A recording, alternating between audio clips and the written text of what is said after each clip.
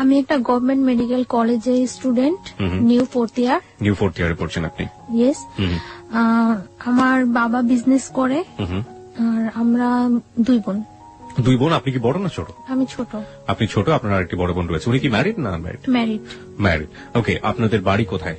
বরিশাল। ওকে, বরিশাল আসলে খুবই সুন্দর একটা শহর। বরিশালের বন্ধু যারা শুনছেন তাদেরকে বলি, বরিশাল আসলে খুবই সাজানো গোছানো, খুব সুন্দর একটা শহর। ওখানে শহরের মাঝখানে একটা পুকুর আছে, পুকুরটার নামটা কি মনে আছে? বিবির পুকুর বলে, বিবির পুকুর।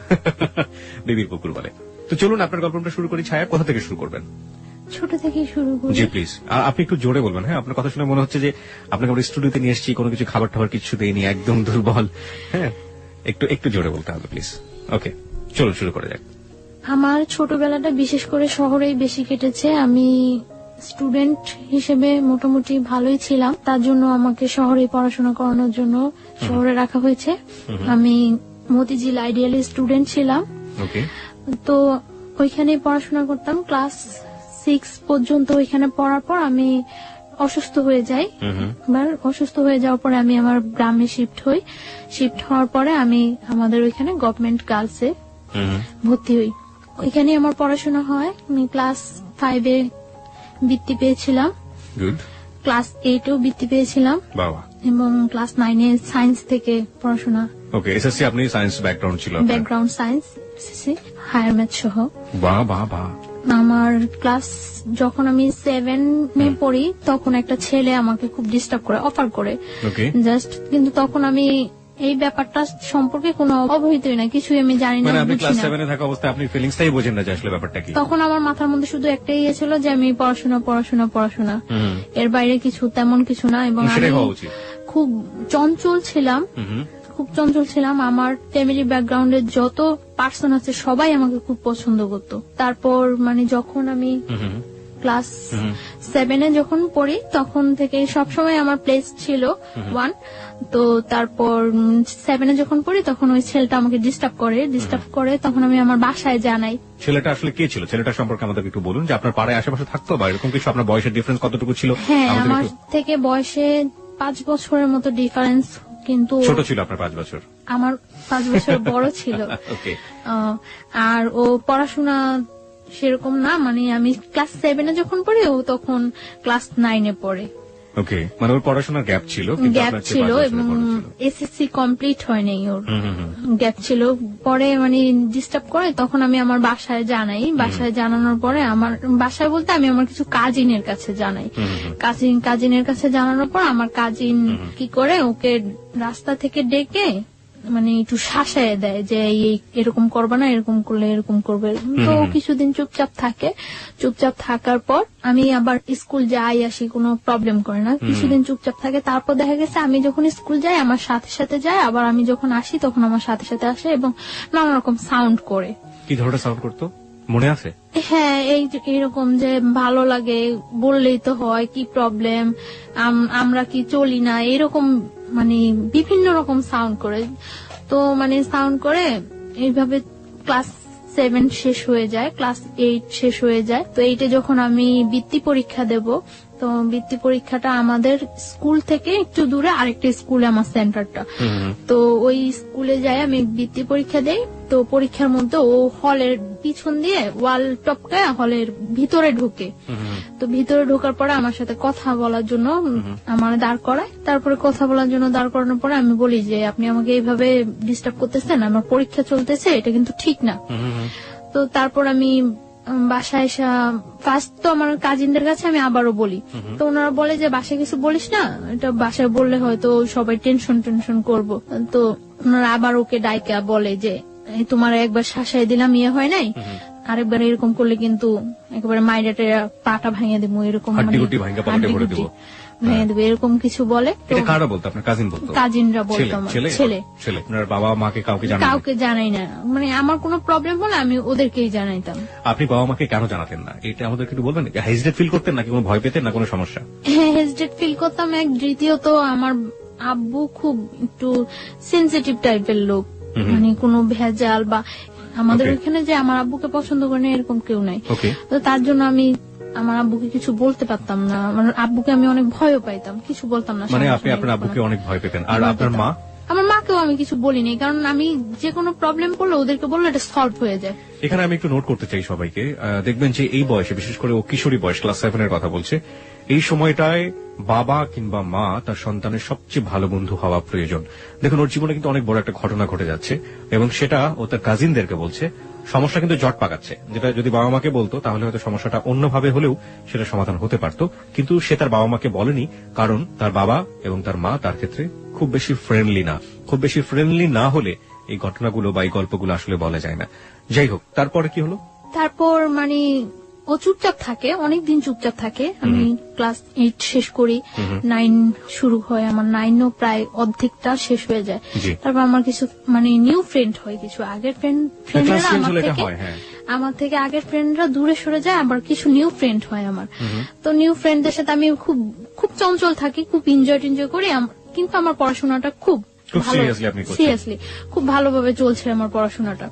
তারপর যখন 10-এ আমি পড়ি, তখন মানে আমার টেস্ট পরীক্ষার কিছুদিন আগে মানে ছেলেটা খুব বেশি ডিস্টার্ব করা শুরু করে, খুব বেশি ডিস্টার্ব করে মানে রাস্তায় দাঁড়া করায়, মানে চিঠি দেওয়ার চেষ্টা করে, এরকম ফোন করার চেষ্টা করে আমাদের বাসায়, বা অনেক সাইন সিম্পটম ইয়ে করে, যেটা আমি বুঝি যেটা ও করছে।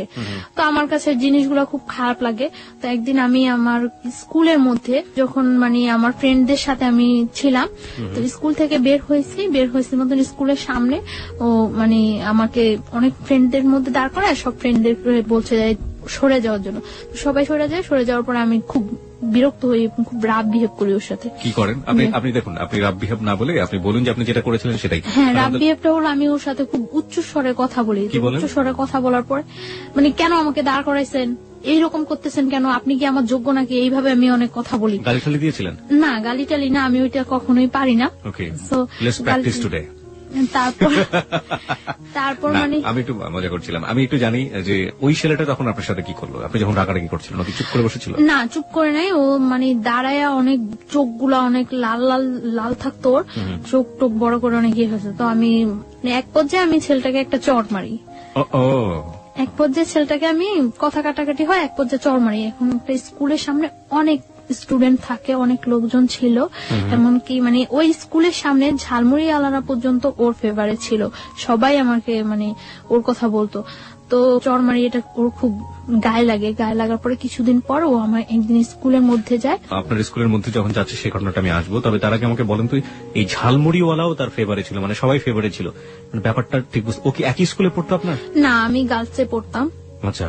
ও বয়েজে পড়তো। আমি যখন ক্লাস 10-এ পড়ি তখনও ও এসএসসি কমপ্লিট করতে পারে নাই। না, আমি জানতে চাচ্ছি যে ফেভারে ছিল মানেটা কি? ও কি খুব পপুলার ছিল ওই মুহূর্তে ক্যাম্পাসে বা ওরকম কিছু? না, পপুলার ছিল না, ও ওইখানে খুব যাতায়াত করতো, ও দেখতে সুন্দর ছিল, মানে যে কোনো কারোর সাথে কথা বললে তাকে খুব ইজি ম্যানেজ করতে পারে। তার জন্য ঠিক আছে। তারপরে কি হলো? তারপরে আপনার চড় মারার পরে আপনি বলছিলেন যে চড় মারার পরে কিছুদিন যায়, মনে হয় 4-5 দিন যায়। 4-5 দিন গ্যাপের পরে ও একদিন আমার স্কুলে যায়। তো আমি কলের কাছে ছিলাম, কলের কাছ থেকে আমি ঘুরে আসতে নেওয়ার পরে আমি হঠাৎ ওকে দেখে আমি মানে যেই পথে আসতেছিলাম ওটা ব্যাক করে অন্য পথে আসতে নেই। তো আমার তখন একটু ভয় কাজ করে, মানে আমি দেখতেছি যে ও কয়েকটা ছেলে নিয়ে ঢুকছে, তো ভয় কাজ করে। তারপর আমি ওই ঘুরে আসতে নিলে ও মানে দৌড়ে ঘুরে এসে আমার সামনে দাঁড়ায় আমার হাতে ধরে টান দেওয়ার পর আমি মানে ওইখানে আমি হাত ছাড়েন বলে উঠি। তারপর কিছু মেয়েরা থাকে পিছনে, তারা ওইখানে আসার পর মানে ও আমাকে বলতেছে যে তুমি আমার ওই দিন যে অপমানটা করছো কাজটা ঠিক করো নাই, আমি তোমার একদিন হইলেও আমার বাসায় নিয়ে ছাড়বো, একদিন হইলেও আমার ঘরে ভাত রান্না করামো তোমাকে দিয়ে। তো আমি বলছি আচ্ছা ঠিক আছে, পারলে কইরেন। এরকম কথা বলার পরে প্রেক্ষিতে মানে ও তখন চলে আসার পরে অনেক দিন যাবত গ্যাপ থাকে। আমার এসএসসি কমপ্লিট হয়ে যায়, ওকে আমি দেখি না। এসএসসি কমপ্লিট হয়ে যায়, আমি তো মনে করছি ও মনে হয় চলে গেছে, কোথাও ইয়ে হয়ে গেছে। এসএসসি কমপ্লিট হয়ে যায়, আমি ঢাকা আসি। আমি আগে আমাদের ওইখানে কলেজেই ভর্তি হই আর পরে ঢাকা আসি। তখন ওই ইয়ারের সিস্টেম ছিল মানে পয়েন্টেই ভর্তি করানোর জন্য ওই ইয়ার সিস্টেম হয়। তো আমি হোলি ক্রসে ভর্তি হই, ফার্মগেট হোলি ক্রসে ভর্তি হওয়ার পর আমি এখানে একেবারে শিফট হয়ে যাই ফার্মগেট হোস্টেলে। এখানে পড়াশোনা করে মাঝে মাঝে বাড়ি যাওয়া হয়, ঈদে বাড়ি যাওয়া হয়। এমনিতে ততটা বাড়ি যাওয়া হয় না, খুব ইয়ে থাকে আমার উপরে, খুব প্রেশার থাকে পড়াশোনার উপর যে আমার রেজাল্ট ভালো করতেই হবে। তো আমার চলছে, ভালোই পড়াশোনা চলছে। ইন্টার পরীক্ষা দেওয়ার পরে বাড়ি যাই অনেক দিন থাকি বাড়িতে। ওকে। যতদিন পর্যন্ত রেজাল্ট না হয় বাড়িতে থাকি। রেজাল্ট হওয়ার কিছুদিন আগে আমি ঢাকা আসি মেডিকেলের জন্য কোচিনে এডমিট হই। তো এখানে কোচিন টুচিন করার পরে মেডিকেল আমি এডমিশন দেই। মেডিকেলে এডমিশন দেওয়ার পরে আমার মেডিকেলে চান্স হয়। চান্স হওয়ার পরে ওইখানে ভর্তি টর্তি হওয়ার কিছুদিন পরে ক্যাম্পাস বন্ধ হওয়ার পরে আমি বাড়ি যাই। ফার্স্টলি বাড়ি যাওয়ার পরে আমি আমার ওই ফ্রেন্ডদের সাথে এমনি কন্ট্যাক্ট হয়। এর মধ্যে একটা ফ্রেন্ড ঢাকায় এডমিট হয়েছে ইডেন কলেজে, তো ওর সাথে ভালো কন্ট্রাক্ট থাকে। তো বাড়ি যাওয়ার পরে সবার সাথে কন্ট্রাক্ট হয়। কন্ট্রাক্ট হওয়ার পর আমরা ঠিক করি যে একদিন টিচারের সাথে দেখা করবো। আমরা বাড়িতে যে হায়ার ম্যাথ যে টিচারের কাছে করতাম ওই টিচারের কাছে দেখা করবো। ওই টিচার হলো বরিশাল মদনমোহন কলেজের টিচার। টিচারের সাথে দেখা করব। তো ওই টিচারের কাছে দেখা করার জন্য আমরা যাই, সকালবেলা যাই। আমি ওই দিন আমি চলে আসবো ঢাকা, তার জন্য আমি সকালবেলায় যাই যে আমার বিকালে ঢাকা চলে আসতে হবে। বরিশাল থেকে আসার ওয়েটা বিকালে। তো আমি সকালবেলা যাই, যাওয়ার পরে মানে অনেকক্ষণ হয়ে যায়, আমার ফ্রেন্ডেরা কেউ আসে না। তারপর আমি ফোন করি সবাই, কি ব্যাপার তোমরা আসো না কেন? বলতেছে আমাদের তো আজকে পিকনিক, তো একটা কাজ করি আমরা সবাই রেডি হয়ে আসি দেখা টাকা করে চলে যাব। তো আমি বলতেছি আচ্ছা ঠিক আছে আসো, আমি কিছুক্ষণ ওয়েট করি। তারপর আসছে ওরা, আসার পরে ওরা বলতেছে আমাদের সাথে চল। আমি বলতেছি না আমার তো আজকেই ঢাকা যেতে হবে, আর তাছাড়া আমি বাসায় বলে আসিনি, আমার আম্মু অনেক রাগ করবে, সবাই অনেক রাগ করবো, আমি বলে আসিনি, এটা কিছুতেই সম্ভব না যাওয়া। পরে বলতেছে আচ্ছা আমরা তো তোর বাসার সামনে দিয়ে যাব, তুই আমাদের সাথে চল, তোকে শিফট করে দিয়ে চলে যাবো আমরা। তো আমি আচ্ছা ওকে ঠিক আছে। তো আমি একটা মাইক্রো, ওরা এই মাইক্রোটাতে করে আসছিল, আমি ওই মাইক্রোতে ওরা উঠে আমি পথ থেকে নেমে যাবো, তো আমি লাস্টে উঠি। ওঠার পরে আমি যখন মানে উঠে আমি নক করি, পরে ঘোরার পরে আমার আর কিছু মনে নেই। আচ্ছা আচ্ছা, এখানে যে কি হয়েছিল আমি কিছুই বলতে পারবো না, জাস্ট আমি একটা স্মাইলের মতো মন ফিল করছি। তারপর আমি আর কিছু মনে নেই, আমার সেন্স ছিল না।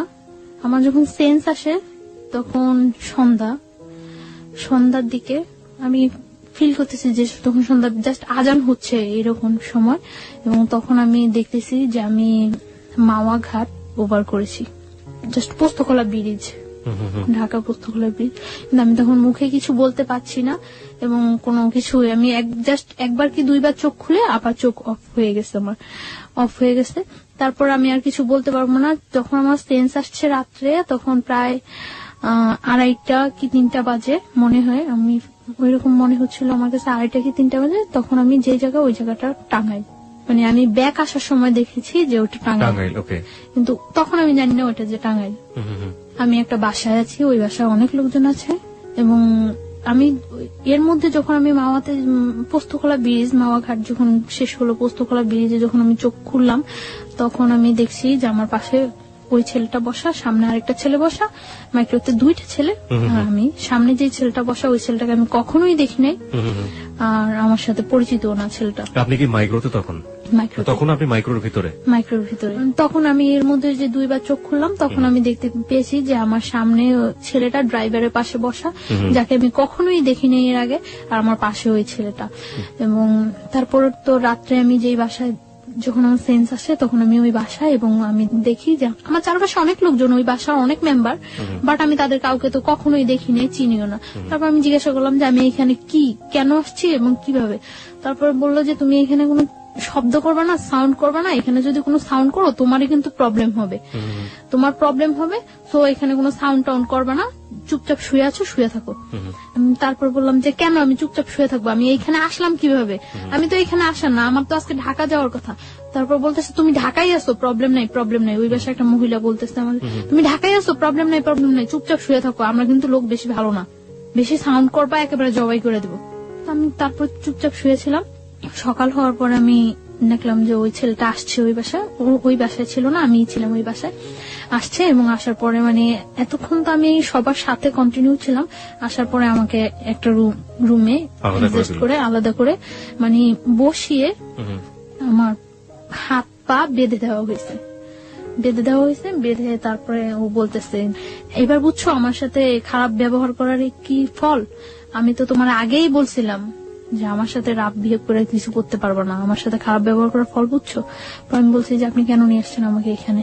পরে বলতেছে দেখো আমি তোমার নিয়ে আসছি, আমি তোমার কোনো ক্ষতি করবো না, তুমি আমাকে বিয়ে করো, সবকিছু ঠিক হয়ে যাবে, তুমি বিয়ের কন্ডিশনে তুমি যেটা বলবো সেটাই ওকে। পরে আমি বলছি কেন আমি আপনাকে বিয়ে করব? আমি তো আপনাকে বিয়ে করার প্রশ্নই জাগে না। আপনি নিজের অবস্থানটা আর আমার অবস্থানটা চিন্তা করেন। আমি একটা মেডিকেল স্টুডেন্ট আর আপনি একটা, যে কোনো ওয়েই নেই আমার সাথে আপনার বিয়ে হওয়ার মতো। আমি কেন আপনাকে বিয়ে করবো? আপনি যে আমাকে এখানে তুলে নিয়ে আসছেন, এটা যদি কেউ জানে আপনার যে কি অবস্থা হবে একবার চিন্তা করছেন? পরে বলতেছে আমি তো তোমাকে তুলে নিয়ে আসছি, এটা তো কেউ জীবনে জানবো না, সবাই তো জানে তুমি আমার সাথে পালায় চলে আসছো। আমি বলছি হোয়াট, আমি আপনার সাথে পালায় আসছি মানে? পরে বলতেছে তোমাকে আমি নিয়ে আসছি তখন সকাল 8:30, আর 9:30 মধ্যে অত্র এলাকার এমন কোন লোক নেই যে জানে যে তুমি আমার সাথে পালায় আসছো। আমি মানে কি? পরে বলতেছে এটাই, তুমি তো এটাই বুঝলা না আমি যে কি করতে পারি। তোমাকে আমি নিয়ে আসার পরে আমার বন্ধু বান্ধব হইতে সবাই এলাকায় পাবলিশ করে দিছে যে আমি তোমার সাথে, তুমি আমার সাথে পালায় আসছো, আর তোমার সাথে যে আমার আগে থেকে একটা ইয়ে হইতেছিল এটা তো সবাই জানে। পরে আমি বলতেছি আশ্চর্য, এই কথা কেউ বিশ্বাস করবে না যে আমি আপনার সাথে পালায় আসছি, আমি আপনার সাথে পালায় আসতে যাবো কেন? পরে বলতেছে কেউ বিশ্বাস করবে না, কিন্তু করানো হয়েছে, সবাই এখন জানে যে তুমি আমার সাথে পালায় আসছো, বিশ্বাস করো না। তারপর ও কয়েকটা নাম্বারে ফোন দিল, ফোন দিয়ে সবাই একই কথা বলতেছে, মানে ওর পরিচয়টা ও না দিয়ে জিজ্ঞাসা করতেছে যে ওই মেয়েটার সম্পর্কে এই কথাটা শুনলাম, ওই মেয়েটা নাকি পালাই গেছে, এরকম এরকম সবাই একই কথা বলতেছে, হ্যাঁ মেয়েটা পালাই গেছে, কত খারাপ মেয়ে, বাবা কত কষ্ট করে পড়াশোনা করেছে, খুব বিশ্রী কমান্ড করতেছে সবাই আমার সম্পর্কে। আমি কান্না শুরু করে দিচ্ছি। পরে বলছে কান্না করে কোনো লাভ নেই, যা হওয়ার হয়ে গেছে, তুমি আইনে নাও, বিয়ে করো। আমি জীবনেও না। তারপর ও চলে গেছে, চলে যাওয়ার পরে দুপুরে আমাকে খাইতে দিচ্ছে, এই পর্যন্ত আমাকে কোনো কিছু খাইতে দেয়নি, দুপুরে আমাকে ওই বাসায় খাইতে দিছে শুটকি, বেগুন, ভাত খাইতে দিছে, যা আমি কখনোই খাইনি এর আগে। খাইতে দেওয়ার পর আমি খাই নাই, না খাওয়ার পরে ও এসে আমার বলতেছে সোজাসুজি খাও, না হলে কিন্তু মারবো। আমি বলছি আপনি আমাকে মারবেন কেন? আপনি মারার কি আমাকে? আমাকে আমার বাবা মা পর্যন্ত কখনো টাচ করে নেয়, আর আপনি মারবেন? পরে বলতেছে আমি মারার কে, তুমি দেখবা। পরে বলছে খাও। পরে আমি বলছি না আমি খাবো না, আমি এই খাবার খাবো না। পরে বলছি কি খাইবা? আমি বলছি আমি কিচ্ছু খাবো না, আমার বাড়িতে নিয়ে আসেন, আমার বাড়িতে দিয়ে আসেন। আপনারা আমার বাড়িতে না দিয়ে আসেন, আমার বাড়ি কারোর সাথে কন্ট্যাক্ট করতে দেন, সে এসে আমার বাড়ি থেকে লোকজন এসে আমাকে নিয়ে যাবে। ইম্পসিবল, তুমি তো তোমার বাড়ি থেকে আর কখন জীবনেও কন্ট্যাক্ট করতে পারবে না, তুমি আর জীবনেও তোমার বাড়ি কারোর কাছে যাইতেও পারবো না, কন্ট্যাক্ট করতে পারবে না। তারপর চলে গেছে, তো আমি আর কি বলবো, চুপচাপ ছিলাম, আমি খাইনি। তারপর রাত্রে আবার আসছে, রাত্রে এসে বলছে তুমি চিন্তা করছো, ডিসিশন নিছো, কি করবা? আমি বলছি ডিসিশন নেওয়ার কিছু নেই, আমার পক্ষে আপনাকে বিয়ে করা সম্ভব না, আর আগে তো যা ছিল এখন তো আরো আগে সম্ভব না। আপনি কত বড় একটা অপরাধ করছেন, আপনি আমার তুলে নিয়ে আসছেন না জানে, তারপর আনছেন টানছেন সবার কাছে, আবার এটা প্রকাশ করে দিচ্ছেন আমি আপনার সাথে পালাই আসছি, কত খারাপ কাজ করছেন, ইম্পসিবল, আমি আপনাকে কখনোই বিয়ে করবো না। পরে বলতেছে তুমি বিয়ে করবা, পরে তুমি আমার সাথে সংসারও করবা, আমার কাছেই থাকবা তুমি। বলছে না আমি কখনো এই কাজ করবো না, আমি আপনার বিয়ে করবো না, আপনি যদি আমার মায়েরাও ফেলান তারপর আমি আপনাকে বিয়ে করবো না। তারপর বললো মায়েরা ফেললো বিয়ে করবো না, না আমি বলছি না করবো না। তারপর বলতেছে যে খাও, এখন ডিম ভাজি আর ভাত নিয়ে আসছে খাওয়ার জন্য।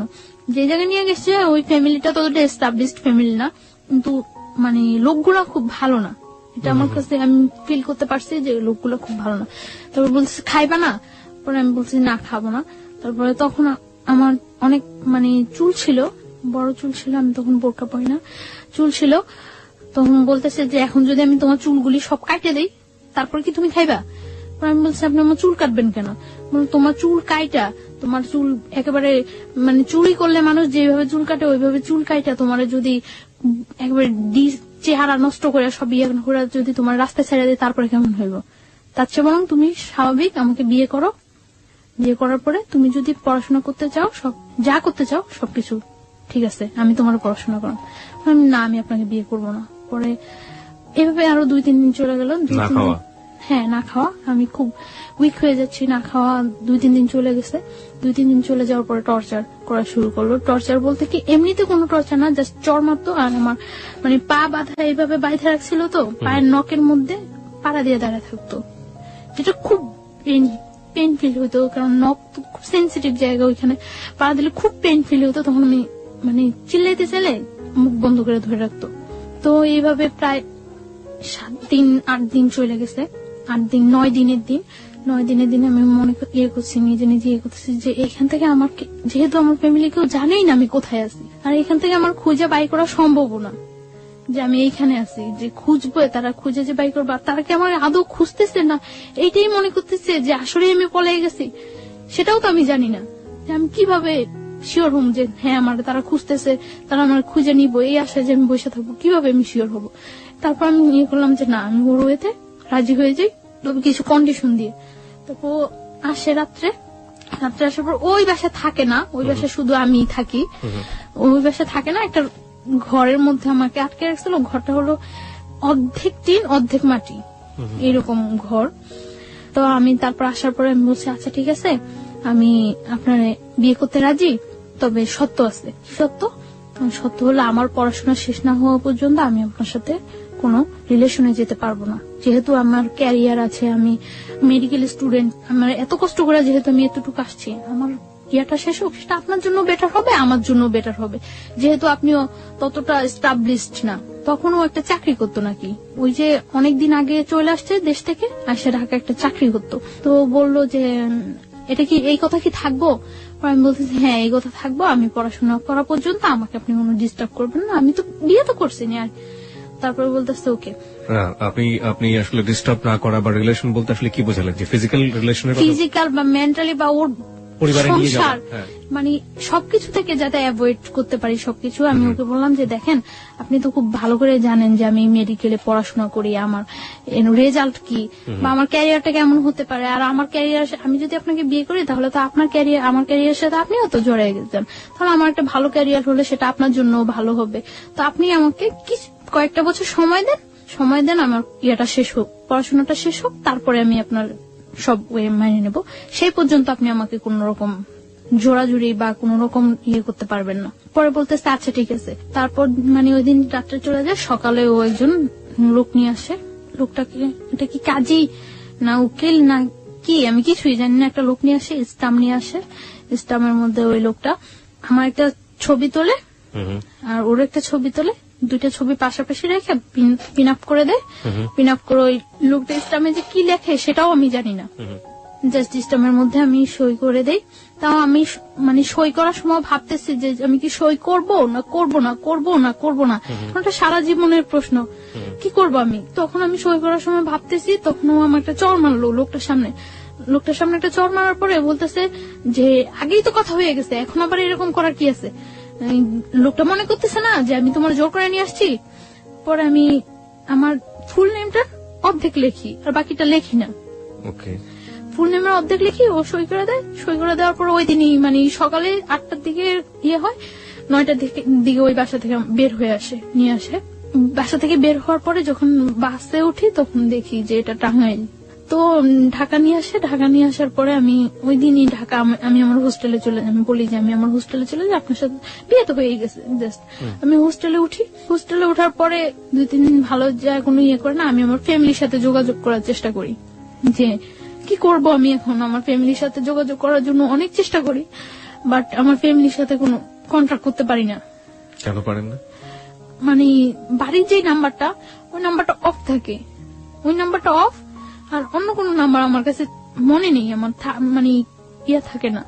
তারপর আমি অনেক ট্রাই করার পরে আমি আমার মানে দুলাভাইয়ের সাথে, বোনের হাজবেন্ডের সাথে যোগাযোগ করি।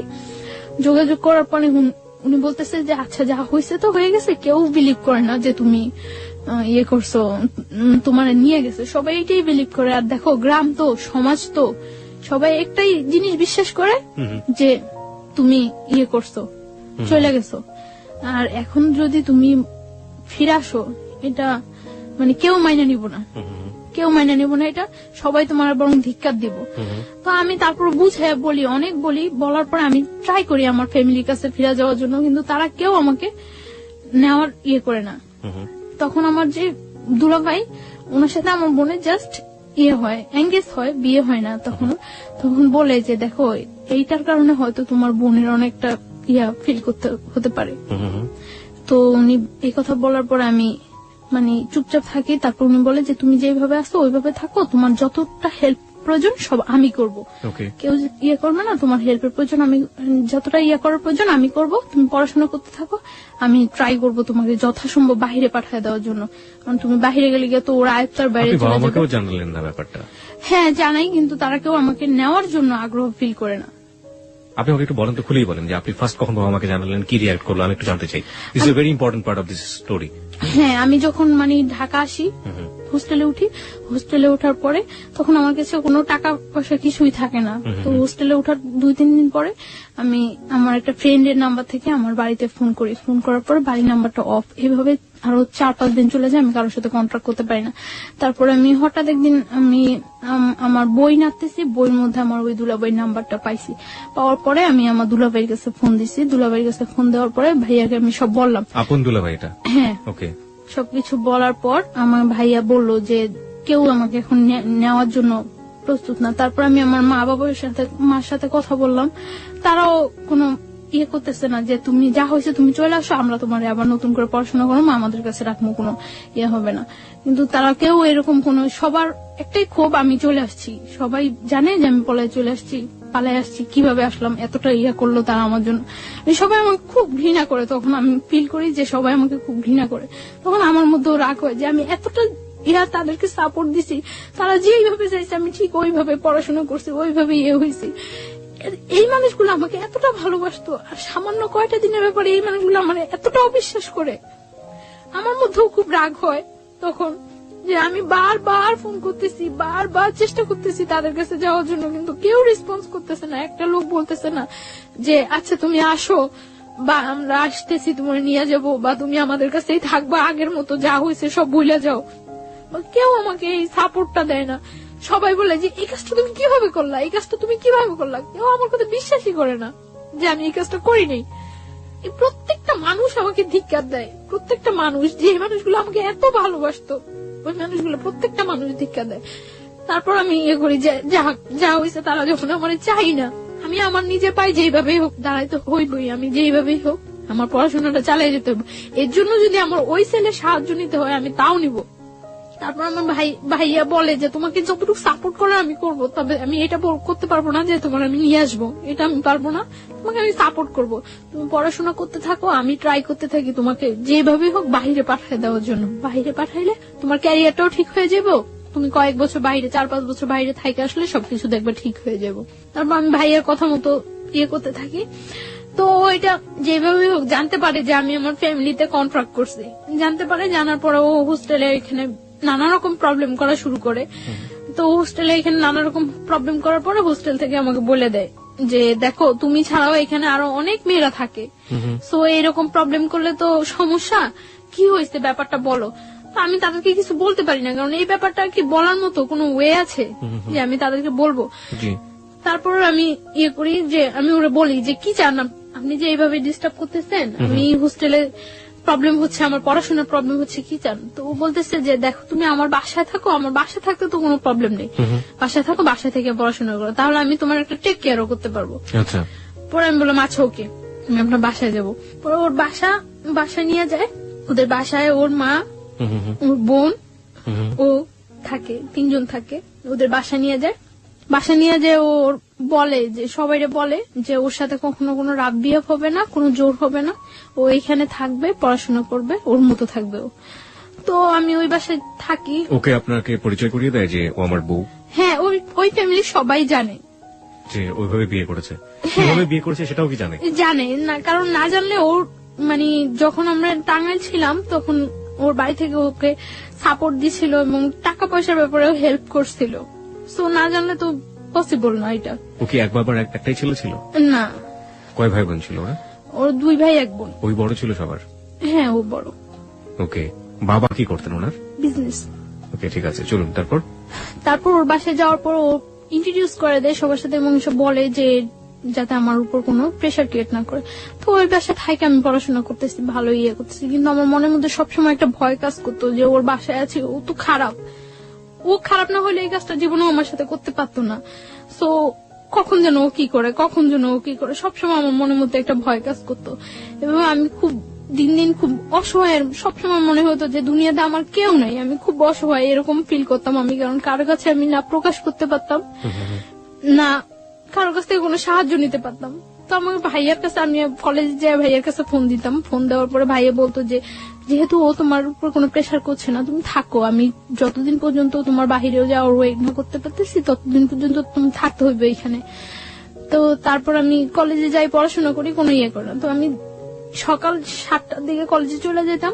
কলেজ শেষ করার পরে আমি আমি একটা স্যারের সাহায্য নিয়ে আমি একটা হসপিটালে কলেজ শেষ করার পরে প্র্যাকটিস করি, ওই স্যারের কাছে হসপিটালে প্র্যাকটিস করি ধানমন্ডিতে। ওকে, ধানমন্ডিতে একটা হসপিটালে প্র্যাকটিস করি। তো তারপর এই প্র্যাকটিস করে আমি বাসায় ফিরতাম রাত্র 10টা 11টা, যতটা সময় ওদের থেকে বাইরে থাকা যায় বাসায় ফিরতাম। তো যাইও আমি দেখা যেত বাসায় যাইও আমি ঘুমাইতাম না, খুব ভয় থাকতো আমার মনের মধ্যে যে কি হয় একটা সবসময় একটা ভয় কাজ করতো। এবং আমার পড়াশোনা হইতেছে, আমার পরীক্ষা হয়, পরীক্ষার পর আমার রেজাল্ট খারাপ হয়, রেজাল্ট খারাপ হওয়ার পর আমি ফিল করতে পারতেছি যে এই ব্যাপারটা আমার পড়াশোনায় খুব হয়ে যায়। তখন মেডিকেল আপনি কোন ইয়ার স্টুডেন্ট? ফার্স্ট ইয়ার দিচ্ছেন আপনি, মানে ফার্স্ট ইয়ার ফাইনাল দিচ্ছেন? ফার্স্ট ইয়ার ফাইনাল দিচ্ছি। তো তারপর আমি করি যে এইভাবে তো চলতে পারে না, এইভাবে কিভাবে আমার যেভাবেই হোক ওদের সাথে আমার মানায় যাইতেই হইবে, যেভাবেই হোক এইভাবে আমার পড়াশোনার ক্ষতি হইতেছে। তো রেজাল্ট খারাপ হয়, তারপর আমি আবার ভালো করে পড়াশোনা করা শুরু করি। আমি সারাদিন বাইরে থাকলেও সারা রাত জেগে পড়াশোনা করি, তো আমার শরীর খুব হয়ে যাইতেছে। ওই ছেলেটা কি করতো এই সময়টাতে আপনার? ও একটা জব করতো। না, আপনার সাথে কি ধরনের আচরণ করতো? না, আমার সাথে ও সবসময় ভালো আচরণ করতো, কিন্তু ও শুধু একটা চাইতো যে আমি ওর কাছ থেকে কোনো হেল্প নিতাম না, টাকা পয়সা কোনো। ও আমার প্রায় সময় এটা জিজ্ঞাসা করতো যে আমি এটা কিভাবে করি, কিন্তু এটা তো আমার ভাই আমার সুন্দরবন কুরিয়ার সার্ভিসে আমার জন্য সবসময় টাকা পাঠিয়ে দিত। আমি বললেই হতো যে ভাই আমার টাকা লাগবে, এটা লাগবে, হ্যাঁ দুলাভাই পাঠিয়ে দিত। তো এর মধ্যে আমি পাসপোর্ট করে সবকিছু আমার জমা দেওয়া হয়ে গেছে। বাইরে আমি অ্যাপ্লাই করছি। কোন দেশে অ্যাপ্লাই করেছিলেন? কানাডাতে চলে যাওয়ার জন্য। কানাডাতে যাওয়ার জন্য স্টুডেন্টের বিষয়ে কানাডায় যাওয়ার জন্য করছি, অ্যাপ্লাই করা হয়েছে। তো লাস্ট 2011 লাস্ট ইয়ার লাস্ট দিন 31st নাইট এ পর্যন্ত ভালোই ওই বাসায় থাকতাম। এই সময়টাতে আপনার যেহেতু উনি অবৈধভাবে হোক বৈধভাবে হোক যেভাবে হোক জোর করেই হোক উনি আপনার হাজবেন্ড হয়ে গিয়েছেন, সুতরাং হাজবেন্ড তার ওয়াইফের কাছে একটা সম্পর্ক দাবি করতেই পারেন। এই সময়টা থেকে কোনো ধরনের কোনো ইন্টিমেসি আপনাদের? কখনোই আমার উপরে এরকম কিছু করতো না, কোনো ফিজিক্যাল বা আমি কোথায় যাই কেন যাই কোনো ইন্টারফেয়ার, শুধু ওর হইতো যে ওর বাসায় থাকতে হবে, এইটাই। মানে কখনো আপনার ফ্রিডম নিয়ে কোনো অত্যাচার করতো না, কিছু করতো না, শুধু একটা কথা আমার বাসায় থাকতে হবে। হ্যাঁ, বাসায় থাকতে হবে। ও মানে মনে করতো যে হয়তো বা ওর বাসায় থাকলে আমি সেফ আছি, কিছু করতে আসছি না বাহিরে। কোনো ধরনের অত্যাচারও করেনি, মানসিক বা শারীরিক? না, শারীরিক কোনো অত্যাচারও করতো না। তো আমি দেখা যেত বেশিরভাগ সময় বাহিরে খাইতাম, বাহিরে থাকতাম। আমি আপনার শাশুড়ি বলাটা ঠিক হচ্ছে না কিনা জানি না, ওর বাড়ির যে অন্যান্য যে মানুষজন যারা ছিলেন তারা কি ধরনের আচরণ করতেন আপনার সঙ্গে? হ্যাঁ, আমার শাশুড়ি মানে ওর মা ফিল করতে পারতো যে আমি ওকে খুব ডিসলাইক করি এবং আমি আজকে হোক কালকে হোক চলে যাবো, এটা উনি ফিল করতে পারতো। উনি সবসময় বলতো যে এই মেয়ের জন্য এত কিছু করতেছোস, এই মেয়ের পড়াশোনা করানোর জন্য এই মেয়ের জন্য এত কিছু করতেছ, মেয়ে থাকবো না। তো সবাই বলতো, মানে উনি আপনার সাথে কোনো খারাপ আচরণ করতো না, আমার সাথে কোনো করতো না। আমার সাথে জাস্ট মানে আমি খুব কথা বলতাম না বাসায়, যে সবসময় আমি চুপচাপ থাকতাম, অফ থাকতাম সবসময়। যতটা টাইম বাসায় থাকতাম বেশিরভাগ টাইমে বই নিয়ে বসে থাকতাম, এইরকম। মানে আমি না পড়লেও দেখাইতাম যে আমি পড়তেছি, যাতে কেউ ডিস্টার্ব না করে, যাতে কেউ কথা বলতে না আসে।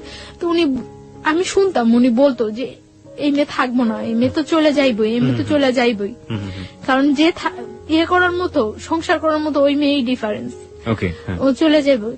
তো মানে উনি ফিল করতো এবং উনি ফিল করতো যে আমি ওদেরকে খুব ডিসলাইক করে, এটা উনি ফিল করতো এবং উনি এটা বলতো বারবার।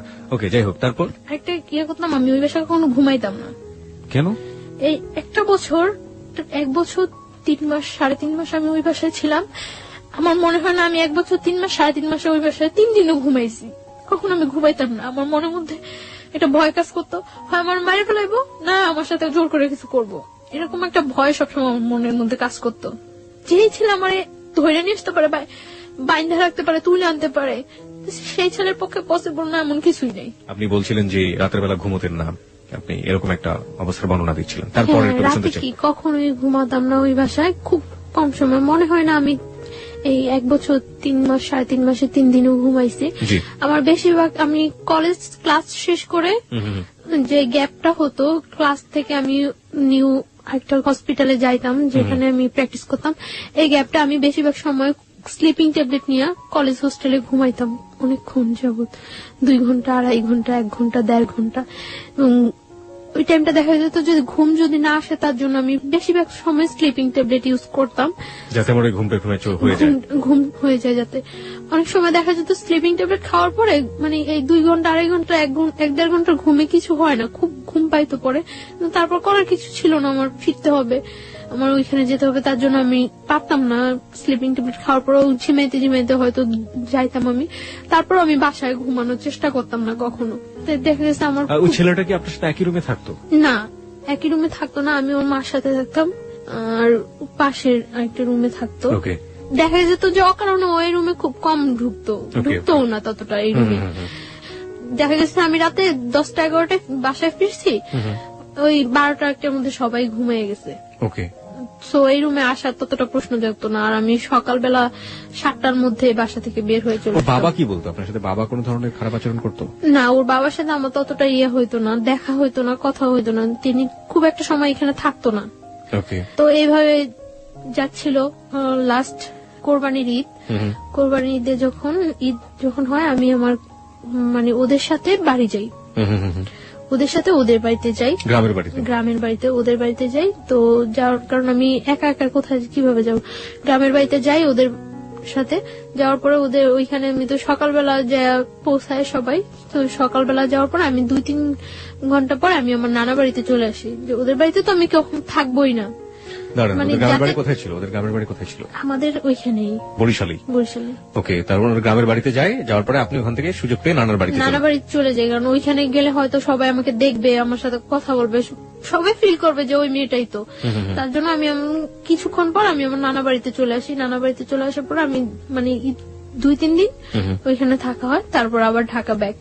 আসার পরে মানে ঢাকা আসার পরে আমি একদিনকে আমি সন্ধ্যার পরে আমি বাসায় ফিরতেছি, 8টা কি 8:30 বাজে আমি বাসায় ফিরতেছি। বাসায় ফেরার সময় একটা ছেলে ভ্যানের উপর বসা থাকে, কয়েকটা ছেলে, ওইখান থেকে একটা ছেলে কমেন্ট করে যে মনে হয় বাড়িতে গেছিল, কয়েকদিন যাবো তো দেখি নাই, বাড়ি থেকে আসছে।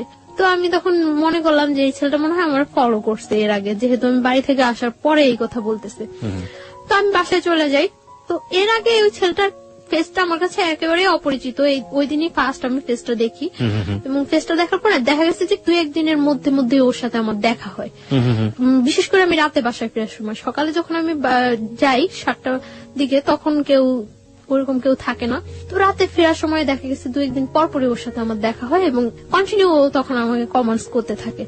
তো এর আগে আমি যখন পড়াশোনা করি, পড়াশোনা অবস্থা অনেক অফার হয়, কিন্তু কখনো আমার কাছে ওইগুলা রেসপন্স হয় না এবং খুব খারাপ লাগে। কিন্তু ওর কমেন্টসটা কেন যেন আমার ভালো লাগছিল। তো তখন তো আমি একেবারে সম্পূর্ণ একা, কোন ফ্রেন্ডদের সাথেও ততটা মিশতে পারি না, করতে পারি না, দেখা গেছে খুব ডিজার্ট থাকি।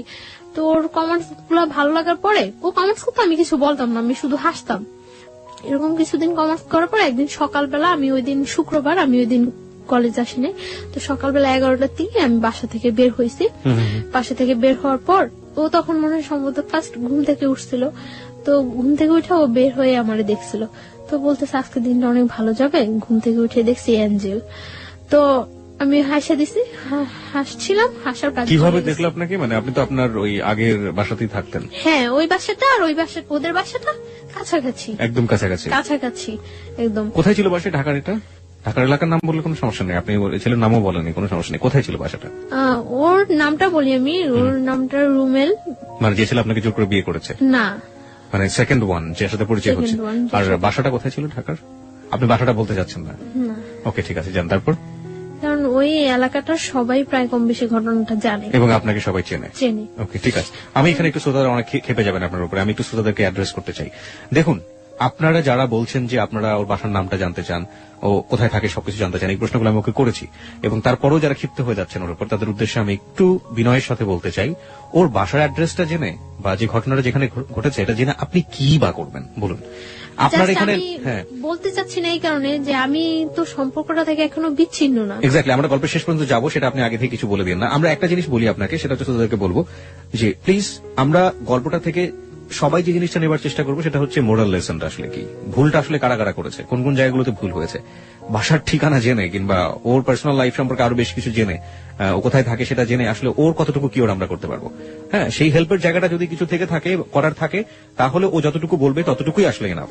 আমরা ওই শ্রদ্ধার জায়গাটুকু যিনি গেস্ট হয়ে আসেন, অতিথি হয়ে আসেন, তার প্রতি যেন বজায় রাখি। জি প্লিজ, তারপরে বলুন। তারপর আমি মানে যে কাজে বাসা থেকে বের হয়েছি ওই কাজে চলে যাই।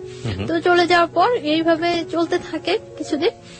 তো 31st নাইট আমি সন্ধ্যার পরে বাসায় ফিরছি। তো আমি কিছু চকলেট কিনি।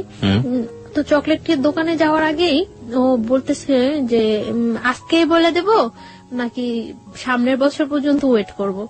তো ও বলতেছে, তখন আমি চকলেট কিনা আসার সময় ওর হাতে ওর একটা চকলেট মানে দূর থেকে এভাবে ধরে দিছি, দিয়ে বলতেছি যে কারোর জন্য কি কখনো কিছু ওয়েট করে, সবকিছু সময় মতোই বলতে হয়। আর এই যে একটা বছর গেছে গিয়ে, এরকম একটা বছরের মতো একটা জীবনও চলে যেতে পারে। সো কারোর জন্য কখনো কিছু ওয়েট করানো উচিত না। যেটা আমার বলার বা যেটা আমার করার সেটা জাস্ট টাইমেই করা উচিত। তো ওই কথাটা বলার পর আমি এই কথাটা বলে আমি সাথে সাথে কিছু না বলে সাথে সাথে চলে আসতেছি। ও আমার পিছনে আসতেছে। তো আসে আমার বাসার গলির মধ্যে, মানে যে বাসা আমি যাবো ওই বাসার গলির মধ্যে ও বললো যে জাস্ট 1 মিনিট একটু দাঁড়ান। তো আমি দাঁড়াইলাম, দাঁড়ানোর পরে বলতেছে আপনার নামটা জানতে পারি? তো আমি আমার নামটা বললাম। বলার পর ও বলতেছে যে আপনার ফোন নাম্বারটা জানতে পারি? সরি, আমার ফোন নাম্বারটা তো দেওয়া যাবে না। পরে বলতেছে যে এই চকলেটটা নিয়ে যান, আজকে যদি আপনার ফোন নাম্বারটা আমাকে দিতেন সেটাই আমার জন্য বড় গিফট হতো। আমি বললাম যে আমি চকলেটটা নিয়ে যে আপনি ব্যাগ দিয়ে নিয়ে যেতে পারি, বাট আমি আমার ফোন নাম্বারটা দিতে পারবো না। তো বলতেছে দিবেন না? আমি বলতেছি না, ফোন নাম্বারটা দেবো না। পরে বলতেছে চকলেটটা দিয়ে দিবেন? পরে বলতেছে না, চকলেটটা নিয়ে চলে গেছে। চলে যাওয়ার পর তো 1st জানুয়ারি ওর সাথে আমার দেখা হয় নাই। তো 2nd 3rd জানুয়ারিতে ওর সাথে আবার আমার সাথে দেখা হয়েছে। দেখা হওয়ার পরে দেখা গেছে ও আমি যেই টাইমটা বাসা ফিরি ঠিক ওই টাইমটা স্পেসিফিক ধরে রাখে এবং ওই টাইমটা আমার সাথে কথা বলে। প্রত্যেকদিন যাওয়ার সময় কথা বলে, ও বলে আমিও বলি। মানে ও যেটা বলে আমি ওটা রিপিট অ্যান্সার করি। তো একটা কাগজের মধ্যে 6 জানুয়ারি দিন ও একটা কাগজের মধ্যে ওর ফোন নাম্বারটা লিখে আমাকে দেওয়ার জন্য যায়। তো আমি বলি যে আপনার ফোন নাম্বারটা দিয়ে লাভ নেই, আমি আপনাকে কখনো ফোন করবো না। তো বলে যে তাহলে আপনার ফোন নাম্বারটা প্লিজ দেন। তো আমি নাম্বারটা দেই। দেওয়ার পর আমি বাসায় ঢুকতে না ঢুকতে ফোন করার পর ও বলতেছে যে আমি ওর নাম জিজ্ঞাসা করি। নাম জিজ্ঞাসা করে ওর নাম বলার পরে ও আমারে বলতেছে আপনি কি নার্স? আমি বলতেছি না, সরি আমি নার্স না। মানে আমার অ্যাপ্রনটা দেখে পরে বলতেছে নার্স না, তাহলে কি আপনি? পরে আমি বলতেছি যে আমি পড়াশোনা করি মেডিকেলে। বলতেছে কোন মেডিকেলে পড়ে? তো আমি বলতেছি যে আমি ওই মেডিকেলে পড়ি। তো আমি ওরা জিজ্ঞাসা করতেছি যে আপনি কি করেন? বলতেছে যে আমি পড়াশোনা করি। আমি কোথায় পড়ি? বুয়েটে পড়ি। ওকে। তো আমি মনে করলাম বুয়েটে পড়ে, কথা বলি। ওর কথাগুলো খুব মানে ইনোসেন্ট লাগতো।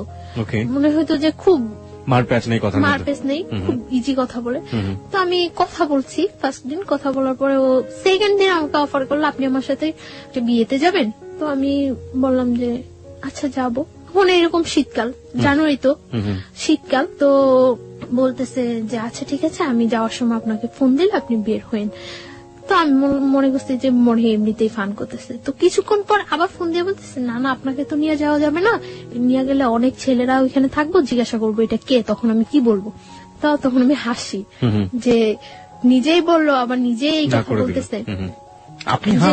আপনি ইয়েস বলেছিলেন কোন সাহসে? কারণ আপনি তো এমন একটা বাসায় থাকেন যেখান থেকে না আমি যাব না সেটা আমি শিওর ছিলাম যে আমি ফান করে যাব না। আমি বুঝছিলাম কারণ ওর কথাগুলো বললাম না খুব ইনোসেন্ট, সাহসের খুব অভাব ছিল ওর মধ্যে। সাহসের খুব অভাব।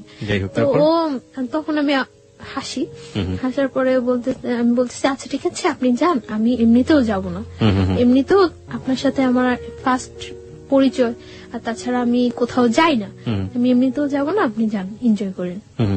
পরে ও বিয়েতে গেল, বিয়ে থেকে আসলো, আসে আবার রাত্রে আমাকে ফোন করলো। ফোন করার পর আমি ওর সাথে 1 মিনিট 2 মিনিট কথা বলি।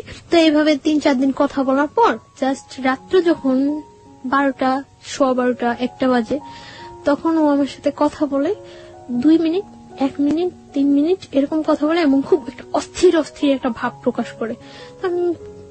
মানে আমার মনের মধ্যে খুব কনফিউশন হয়, এরকম অস্থির কেন? তো এবং কি যেন বলে মোমবাতি মোম।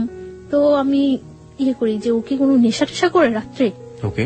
একটা নেশাগ্রস্ত মানুষের কথা যখন তার ফিল হয় যে সে নেশা করা উচিত বা করবে, তখন একটা মানুষের বিহেভিয়ার দেখলেই বোঝা যায়। তো ওর এরকম অস্থির অস্থির ভাবটা আমার কাছে খুব ইয়ে লাগে। তখন আমি কিউরিসিটি জাগে যে কি করে ও, কেন ও আমার সাথে 2-1 মিনিট কথা বলে রাখা দেয় বা এমন অস্থির অস্থির কেন। তো আমি এটা ওই টাইমটাই আমি ওরে বিশেষ করে ফোন দেই তখন রাত্রে যে কেন কি করে ও আমি এটা জানার চেষ্টা করি। তো এইভাবে কয়েকদিন চলে যায়। কয়েকদিন পরে ও একদিন, ওর বাইক আছে, ও একদিন আমার কলেজ থেকে আনতে যায়, সেটা আমার না বলেই যায়, ফোন করে যে আমি আসছি, আপনি আমার সাথে যাবেন। পরে আমি আচ্ছা ঠিক আছে দাঁড়ান। তো আমি বের হয়ে আসি, আসার পরে আমার নিয়ে আসে বলতে কি মানে আমার বাসায় ইজি নিয়ে যেতে পারতো, অনেকটা ঘুরায়। তো ও বলে যে আপনি জাস্ট আমার একটু সাপোর্ট করে বসেন যাতে আপনি পড়ে টরে না যান, আমার ভয় লাগতেছে যদি আপনি পড়ে যান। আমি বলি কোনো প্রবলেম নেই। মহাখালীর দিকে নিয়ে যায়। তো মহাখালী ফ্লাইওভার অনেক রাফ ড্রাইভ করে, জাস্ট এরকম একেবারে কাত হয়ে যায় একটু ধরার জন্য আপনাকে, মানে এরকম রাফ ড্রাইভ করতেছে। এমনিতেও ও সবসময় রাফ ড্রাইভ করে, একটু সুযোগ পাইলেই, রাস্তা একটু ফাঁকা পাইলেই এরকম করে। তো ফ্লাইওভারের উপরে একেবারে কাত হয়ে গেছে। তখন আমার কাছে একটু ভয় লাগছিল, তখন আমি এরকম কাঁধের উপর হাতটা রাখি। হাতটা রাখার পরে মানে এরকম করে অনেকটা ঘুরায়, মিরপুরের দিকে নিয়ে যায়, নিয়ে অনেকটা ঘুরে টুরে বাসার একটু দূরে বাসা থেকে নামায় দেয়। তো আমি বাসায় যাই, তারপরে এরকম কথা বলতে থাকে। তো ওই আমাকে বলে যে আপনি আমার ফ্রেন্ড হবেন। আমি বলছি আচ্ছা ঠিক আছে ফ্রেন্ড হবো। তখন কিন্তু আমি জানি না যে ও পড়াশোনা করে না বা কিছু। তখন আমি বলি যে আপনার ক্যাম্পাসটা তো কাছেই, আপনি কেন কলেজে যান না? তো বলে এই সমস্যা ওই সমস্যা, মারামারি করছে, এটা হয়েছে ওইটা হয়েছে, কিন্তু ও বলে না যে ও পড়াশোনা করে না বা করেই নেই, ওইটাও বলে না। তো তারপর ও এইভাবে চলতে থাকে, কিছুদিন যায়, ও বলে যে আপনি আমার ফ্রেন্ড হন। তো আচ্ছা ফ্রেন্ডশিপ করলাম ওর সাথে। ফ্রেন্ডশিপ করার পরে মানে কয়েকদিন যায় ভালোই। তো ও বলতেছে যে ফ্রেন্ড থেকে তারপরে চিন্তা পরে করবো, আগে ফ্রেন্ড। আপনার বাসায় বুঝতে পারতাম না এগুলো, যে আপনি যেখানে আছেন যেভাবে আছেন, আপনার তো যিনি আপনাকে জোর করে বিয়ে করেছেন তারও তো বোঝার ব্যাপার ছিল, সেও বুঝতে পারতো না? কেউ বুঝতে পারতো না। আমি সবসময় মানে আউটসাইডে বাইরে গিয়ে ওর সাথে বেশি কথা বলতাম, আর রাতে 2-1 মিনিট কথা বলতাম। তো একদিন আমরা ধানমন্ডি লেকে নিয়ে যায় আমাকে কলেজ থেকে, মানে কথা বলতে থাকে। তো কথার মধ্যে আমি হঠাৎ দেখি ও সিগারেট খাচ্ছে। তো তখন আমি ইয়ে করি যে ও স্মোক করে। তো আমি ওর কথার মধ্যে জিজ্ঞাসা করি যে আপনি কি কোনো নেশা করেন, ড্রাগস নেন বা অ্যাডিক্টেড আপনি? পরে বলতেছে যে হ্যাঁ। পরে আমি বলতেছি যে কেন? পরে বলতেছে যে আমার লাইফে একটা কষ্ট আছে তার জন্য। তো আমি বলতেছি কি কষ্ট? তো বলে যে একটা মেয়ের সাথে আমার অ্যাফেয়ার ছিল, তো মেয়েটা আমার ছাইড়ে চলে গেছে, তারপর থেকে আমি ইয়ে করি। তারপর মানে এই কথা বলে। তো আমি বলতেছি যে মেয়েটা চলে গেছে তার জন্য আপনি এইভাবে ড্রাগ নিচ্ছেন, এটা কিন্তু ঠিক না। এইভাবে ও কথাটা বলছে, আমার কাছে খুব খারাপ লাগছে। তারপর আমি ওর সাথে ভালো ফ্রেন্ডশিপ করি, প্রায় প্রত্যেক দিনই কথা বলি, সকালে যাওয়ার সময় কথা বলি, বিকালে আসার সময় কথা বলি। তো ও দেখা গেছে মানে আমার বাসার সামনে দিয়ে যাওয়ার সময় মানে যেতে হলে আমার বাসার সামনে দিয়ে যেতে হয়, আর আমার আসতে হলে ওর বাসার সামনে দিয়ে আসতে হয়। মানে যাচ্ছে আমাকে দেখে যাচ্ছে, আসছে আমাকে দেখে আসছে, এভাবে চলতে থাকি কিছুদিন।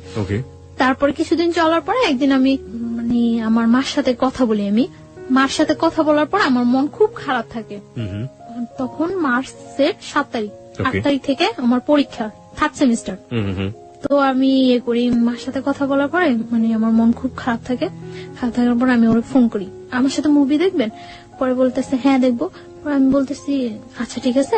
তখন বাজে 12:30 দুপুর। হ্যাঁ দুপুর, আমরা 3টার দিকে মুভি দেখবো এই করি। পরে ও অনেক ফ্রেন্ডদের ফোন দেয় ওর যে কোন হলে মুভি দেখা যায়, মুভি দেখার মতো কোন ভালো পরিবেশ আছে।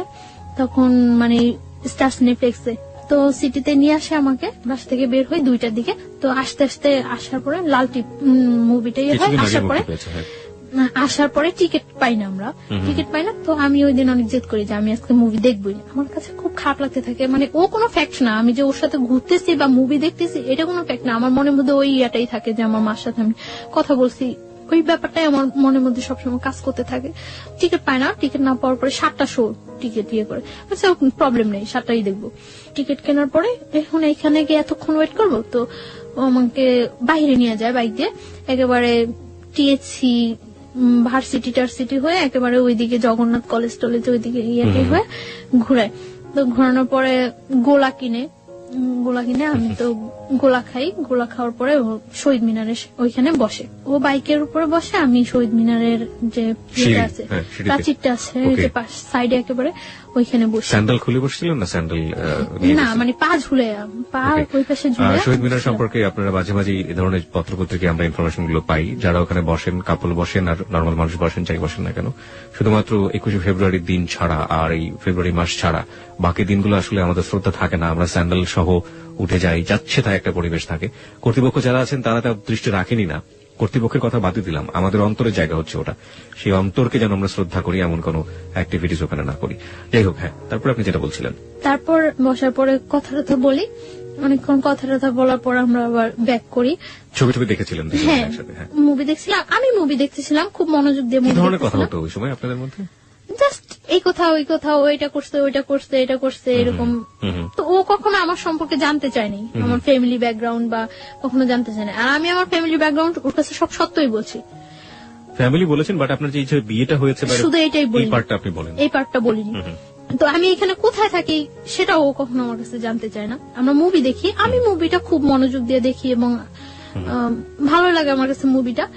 আর ও মুভি দেখে না, ও এখানে বসে আমাকে দেখে। তা আমি বের হয়ে ওরে বলতেছি যে মুভি কেমন লাগলো, বলতেছে আমি কি মুভি দেখছি নাকি? আমি তো কি দেখছেন? আমি ততক্ষণ দেখছি যে আপনি কিভাবে মুভি দেখেন। ওকে ওকে, তারপর মানে বাসায় চলে যাই। বাসায় চলে যাওয়ার পর মানে আমরা বাইরে খাইটা বাসায় চলে যাই। চলে যাওয়ার পর ও রাত্রে আমাকে 1:30টার দিকে ফোন দেয়, আমি পড়তে থাকি, তখন ফোন দিয়ে ও আমাকে মানে একসাথে মনে হয় যে আমরা শীট দেখলে মুখস্থ করে পড়া বলি না টিচারদের কাছে, একসাথে ওরকম মনে হয় যেন কোনো শীট মুখস্থ করে একসাথে ও আমাকে বলে যে আমি তোমাকে পছন্দ করি, এরকম এরকম এরকম সব একসাথে এক চান্সে মুখস্থ করলে এক চান্সে মুখস্থ। তো আমি আশ্চর্য হয়েছি যে এটা ছোটবেলা আমরা আর পিছনের বাড়ি থেকে মা চিল্লাতো, এই পড়িস না কেন, ওরকম ছোটবেলার কথা মনে পড়ে গেল আপনার কথা। হ্যাঁ, একসাথে বলতো। আমি কি আশ্চর্য, এটা কি কোনো বলার ওয়ে? তো আমি চুপ করে থাকি। পরে বলতেছে তুমি আমার পরে জানো। তুমি বলছো তারপর? হ্যাঁ, তুমি আমার পরে জানো। তা আমি কিছু বলি না, চুপ করে থাকি, কেটে দেই ফোন। তারপরেও আমাকে যখন ফোন দিয়ে বলে যে আমি আপনি করে বলি, তো বলতেছে যে আপনি করে বলো কেন, তুমি করে বলো, পসিবল না।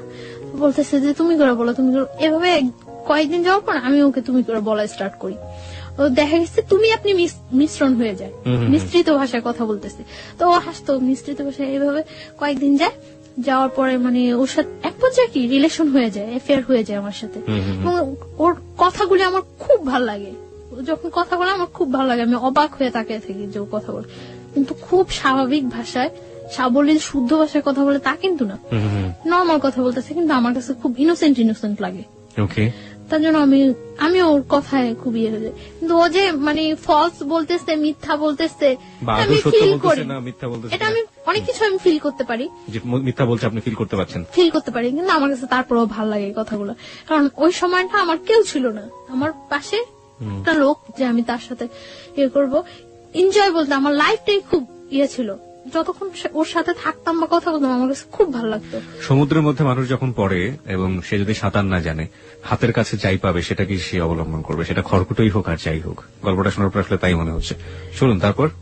তো এইভাবে কয়েকদিন যায়, অ্যাফেয়ার ওর সাথে আমার ভালো একটা রিলেশন হয়ে যায়। ও আমাকে মানে শিফট করে নিয়ে যায়, দিয়ে যায়।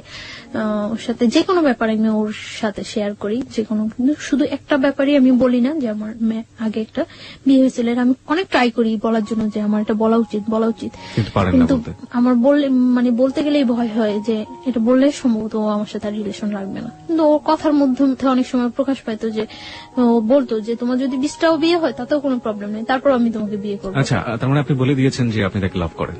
হ্যাঁ, দুজনের মধ্যে ওয়ার্ড দিয়ে হয়ে গেছে। হ্যাঁ, ওকে। তো ওর সাথে আমার রিলেশনটা ভালো চলতে থাকে। তো আমি যেখানে থাকি ওইখানে কেউই জানে না যে আমি ওই ছেলেটার ওয়াইফ, কেউ জানতো না। মানে কি বাড়ির লোকজন ছাড়া আশেপাশে কেউ? বাড়ির লোকজনও জানতো না, কারণ আমরা একটা ফ্ল্যাট বাসায় থাকতাম, কেউ জানতো না যে আমি ওই ছেলেটার ওয়াইফ। ওর ফ্যামিলি ছাড়া আশেপাশে কেউ জানতো না, কারো কাছে আমি তো বলতামই না, ওরও বলার প্রয়োজন হয় নাই, কারো কাছে বলতো না। তো আর আমি তো সবসময় আমার মতোই চলতাম। ওই এলাকার অনেকেই জানে যে ওই ছেলেটার সাথে আমার সাথে রিলেশন হয়, রুমেলের সাথে আমার সাথে রিলেশন, এটা ওই এলাকার অনেকেই জানে। আপনার তথাকথিত হাজবেন্ড যদি বলি যে জোর করে যে করলো, ও জানতো না? সব জানলে তো ওরও জানার কথা। ও পরে জানতে পারে। ওকে, যাই আমরা সিরিয়ালে যাই। তারপর কিছুদিন যাওয়ার পরে মানে ওদের বাসার সবাই, আমি যে বাসা থাকি ওই বাসার সবাই বেড়াইতে যায়, আমি যাই না। কোথায় বেড়াতে যায়? গাজীপুর। মানে ওরা ফ্যামিলি মিলে একটা কোথাও বেড়াতে যায়, আপনি যান না? ওকে, আমি যাই না, আপনি থেকে যান। আমি থেকে যাই। এর মধ্যে ও আবার বাইক অ্যাক্সিডেন্ট করে। বাইক অ্যাক্সিডেন্ট করার পরে ওর একটা ফ্রেন্ডের বাসায় কাছেই, ওর ফ্রেন্ডরা সবাই জানতো, সবাই আমাকে চিনতো, তো কাছে ওর ফ্রেন্ডের বাসা। ওর ফ্রেন্ডের বাসায় কেউ থাকে না, সবাই বাড়িতে গেছে সবাই। তো ওর ফ্রেন্ডের বাসা প্রত্যেকদিন যায় আমি ওরে দেখে আসতাম। তো এর মধ্যে 26 মার্চ যেদিন বিকালে আমি আমার একটা ফ্রেন্ডের বাসায় গেছি। তো ওর কাছে এটা খুব খারাপ লাগছে যে আমি অ্যাক্সিডেন্ট করছি আর ও মনে হয় ঘুরতেছে। তো আমার ফোন দিয়ে বলতেছে ভালোই তো ঘুরতেছো। আমি বলবো ঘুরতেছি, আমি জাস্ট কিছু শীট বই টই নিয়ে ওর বাসায় গেছিলাম। তো আমি চলে আসি, চলে আসার পর আমি বলতেছি যে কোথায়, এখন তো তোমার সাথে দেখা করবো না। আমি কেন, আমি এখন এত কষ্ট করে চলে আসছি আর এখন দেখা করবো না মানে? পরে বলতেছে আচ্ছা ঠিক আছে তুমি বাসায় যাও, আমি তোমার ফোন দিচ্ছি। তো আমি বাসায় গেছি, তারপর ফোন দিচ্ছি সন্ধ্যার পর। তো সন্ধ্যার পর ওর ওই ফ্রেন্ডের বাসায় গেছি, যাই কিছুক্ষণ গল্প টল্প করার পর আবার আমি বাসায় চলে আসছি। তো প্রত্যেক দিনই আমি রাতে যাওয়ার সময় ওর ওই ফ্রেন্ডের বাসায় যাই ওরে দেখে যেতাম। ও অ্যাক্সিডেন্ট করছে, ওর পায়ে ব্যান্ডেজ ট্যান্ডেজ করা ছিল, শরীরে বিভিন্ন ইয়েতে ব্যান্ডেজ করা ছিল, ছুলে টুলে গেছে। তো আমি ওই দিন প্রত্যেক দিনই ওরে দেখে যেতাম। এর মধ্যে ওরা যেদিন গাজীপুর গেছে ওই দিন তো আমি বলছি যে আমার বাসায় কেউ নেই। পরে বলতেছে যে আচ্ছা তুমি আসবা, এই বাসায় আসবা? পরে আমি বলছি আচ্ছা আসবো। তো ওই বাসায় গেছি, তো রাত্র হয়ে গেছে, প্রায় 11টা বেজে গেছে। তো বলতেছে এখন তুমি বাসায় যাবা? তো 11টা বেজে গেছে, বলতেছে তুমি বাসায় যাবা? আচ্ছা ঠিক আছে তুমি নিচে যাও, আমি তোমাকে দিয়ে আসবো। পরে দিয়ে আসছে। আমার পরীক্ষা শেষ হয়ে গেছে এপ্রিলের 16 তারিখ। ওই দিন প্রচুর বৃষ্টি হচ্ছে। তো সন্ধ্যার সময় আমার বলতেছে যে এখন যদি আমি সুস্থ থাকতাম তাহলে তোমার নিয়ে ভিজতাম বাইরে। তো আমি বলতেছি আচ্ছা ঠিক আছে, তো এখন কি প্রবলেম, ভিজো। পরেও আমার বলতেছে যে একা একা ভিজতে ভালো লাগে না, তুমি আসবা? আমি বলতেছি আচ্ছা আসবো। কোথায় আসবো? ওদের বাসার সামনে, ওর আরেকটা ফ্রেন্ডের বাসা, তুমি ওই বলি সামনে আসো, তোমার নিয়ে আসবো আমরা। পরে আমি গেছি, যাওয়ার পরে ও নিয়ে গেছে ওই ফ্রেন্ডের বাসা। কনস্ট্রাকশনের কাজ চলছে, 5 তলা পর্যন্ত কাজ চলছে এখন। তো 5 তলা ছাদে নিয়ে গেছি। ছাদে নেওয়ার পর অনেক বৃষ্টি হয়েছে, তো আমরা ভিজছি, অনেকক্ষণ ভিজছি। ভিজার পর খুব ভালো লাগছিল, অনেকদিন পর মনে হয় একেবারে একটা রিল্যাক্স, খুব খুব এনজয় করছি আমি। ভিজার পর ঠান্ডা লাগতেছিল। 5 তলাটা যে হচ্ছে ওই রুমগুলোর ভিতরে ঢুকে গেছি। তো ভিতরে ঢুকে গেছি মতন ওর নিচ থেকে একটা তাওয়াল আনানোর ব্যবস্থা করছে, যে ভিজে গেছে ঠান্ডা লাগতেছে। তো একটা তাওয়াল আনছিল মতন মুছে টুছে ওইখানে দাঁড়াইছিলাম। এর মধ্যে কারেন্টটা চলে যায়। কারেন্টটা চলে যাওয়ার পর ওর ফ্রেন্ডরা ওই পাশে থাকে, সামনে থাকে, দেখতেছে যে কেউ আসছে কিনা। আর আমরা এই পাশে দাঁড়ায় কথা বলতেছি। তো আমি কারেন্টটা চলে যাওয়ার পর আমার ভয় লাগে যে আল্লাহ আমি এখানে আসলাম, এতগুলা ছেলে না কি চিনি না জানি না, হয়তো কয়েকদিনের মাত্র পরিচয়, কয়েকদিনের রিলেশন, এর চেয়ে কত ডিপ রিলেশন থাকলেও মানুষের জীবনে কত অঘটন ঘটে যায়। কেন আসলাম আমি এখানে? আমি যতটুকু না ভয় পাচ্ছি তার চেয়ে বেশি ভয় ও পাচ্ছে। ও আমাকে প্রচুর ভয় পেতো, এটা আমার কাছে সবচেয়ে ভালো লাগতো। খুব ভয় পেতো আমার। মেয়েরাকে আসলে এটা লাইক করে কিনা? মানে ছেলেরা তাদের দেখে ভয় পাবে, ইনফ্যাক্ট কাছের মানুষ তাদের দেখে ভয় পাবে, হয়তো লাইক করে না। আমি পরে ওকে জিজ্ঞাসা করছিলাম যে তুমি আমার ভয় পেতে কেন? আমি তোমার ভয় পেতাম না, জাস্ট সম্মান করতাম যে আমি যদি তোমার সাথে ভুলেও কোনো ফল্ট করে থাকি তাহলে যদি তুমি চলে যাও, এর জন্য আমি তুমি ভয় পেয়ে থাকতাম। তারপরে কি হলো ওই সময়টা? ওটা বলেন, ওটা নিয়ে লোকজন খুব বেশি আগ্রহ পোষণ করছে যে ওই সময় কি হচ্ছে, সো রোমান্টিক সিচুয়েশন। তো মানে তাওয়াল নিয়ে আসে, তো তাওয়াল নিয়ে আসে মুছার পর আমি ওখানে দাঁড়াই, আমি ফোনে গান ছাড়ি। ফোনে কোন গানটা ছাড়েন? এমনি গান, মানে অডিও ছেড়ে দেয়, অডিও ছাড়ার পরে গান চলে। তো আমি দাঁড়ায় আছি, দাঁড়ায় কাঁপতেছি। ও আমার পাশেই এসে বসে, একটা বেঞ্চ থাকে, বেঞ্চের উপরে বসে ওর ফোনটা টিপতেছে। মানে আমিও না মনে হয় যে ওকে জীবনে দেখি নেই, চিনি না, ও আমার মনে হয় জীবনে দেখে নেই, চিনি না, এরকম একটা সিচুয়েশন। দুজনই লজ্জা পাচ্ছেন প্রচন্ড। আমি ভয় পাচ্ছি, আমি তো চেহারার দিকে তাকাইতে গেছি না যে ও কি পাইতেছে, ভয় পাইতেছে না হাসতেছে না কাঁপতেছে, আমি এটা দেখতে গেছি না। আমি ভয় পাইতেছি আর খুব প্রকাশ করতেছি যে ওর দিকে আমার কোনো মনোযোগ নেই। আমি ফোনে গান ছাড়া ফোন টিপাটিপি করতেছি আর বলতেছি আল্লাহ কতক্ষণ বৃষ্টিটা থামবো, আমি বাসায় যাবো, কতক্ষণ থামবো। আর বলতেছে একটা ছাতা আনো না, আমি বাসায় যাই, একটা ছাতা আনো না। ওরা বলতেছে এখন আমি ছাতা আনতে কই যাবো, আর এত বৃষ্টির মধ্যে তুমি বের হইলেও সমস্যা কেউ দেখলে, তার চেয়ে বরং বৃষ্টিটা কমুক তারপরে যাও। তো সন্ধ্যার পর আর কি বিজলি চমকাইতেছে, বাইরে অনেক বিদ্যুৎ চমকাইতেছে, ভয় লাগতেছে। কিছুক্ষণ দাঁড়ানোর পর বৃষ্টিটা আস্তে কমে গেছে। বৃষ্টিটা কমে যাওয়ার পর আমি বলতেছি যে আমি চলে যাইতেছি। মানে আমি যখন যাচ্ছি তখন আমার হাতে টাচ করছে, এই ফার্স্ট হাতে টাচ করছে। টাচ করে মানে আমার হাতটা ধরে টান দিয়ে বলতেছে আমি জাস্ট তোমার কাছ থেকে ঠিক এতটুকুই চাই, এর বেশি কিছু চাই না। তারপর আমি চলে আসছি বাসায়। চলে আসা 2-3 দিন পরে আরেকদিন সন্ধ্যার পর বের হয়েছি, আমাকে একটা বাসায় নিয়ে গেছে, তাও আরেকটা বাসার ছাদে নিয়ে গেছে।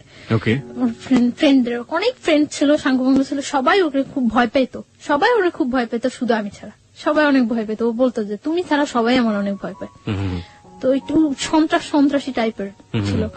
তো আরেকটা ফ্রেন্ডের বাসায় নিয়ে গেছে, ছাদে নিয়ে গেছে। তো ওই দিনও ছাদে বসে অনেকক্ষণ কথা বলছি। ওই দিন ওয়েদার খুব ভালো, কথা বলছি অনেকক্ষণ। কথা বলার পরে আমি বাসায় চলে আসতেছি।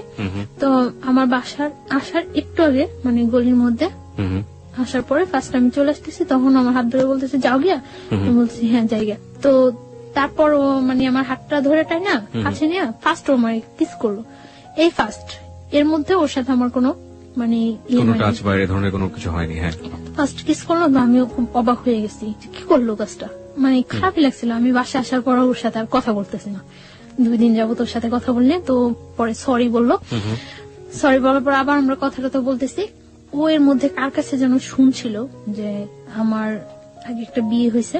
তো আমার এই কথা জিজ্ঞাসা করানোর পরে আমি বলছি না হয়নি। প্রথমে আপনি অস্বীকার করেছেন? হ্যাঁ, না হয়নি, এরকম কিছু হয়নি।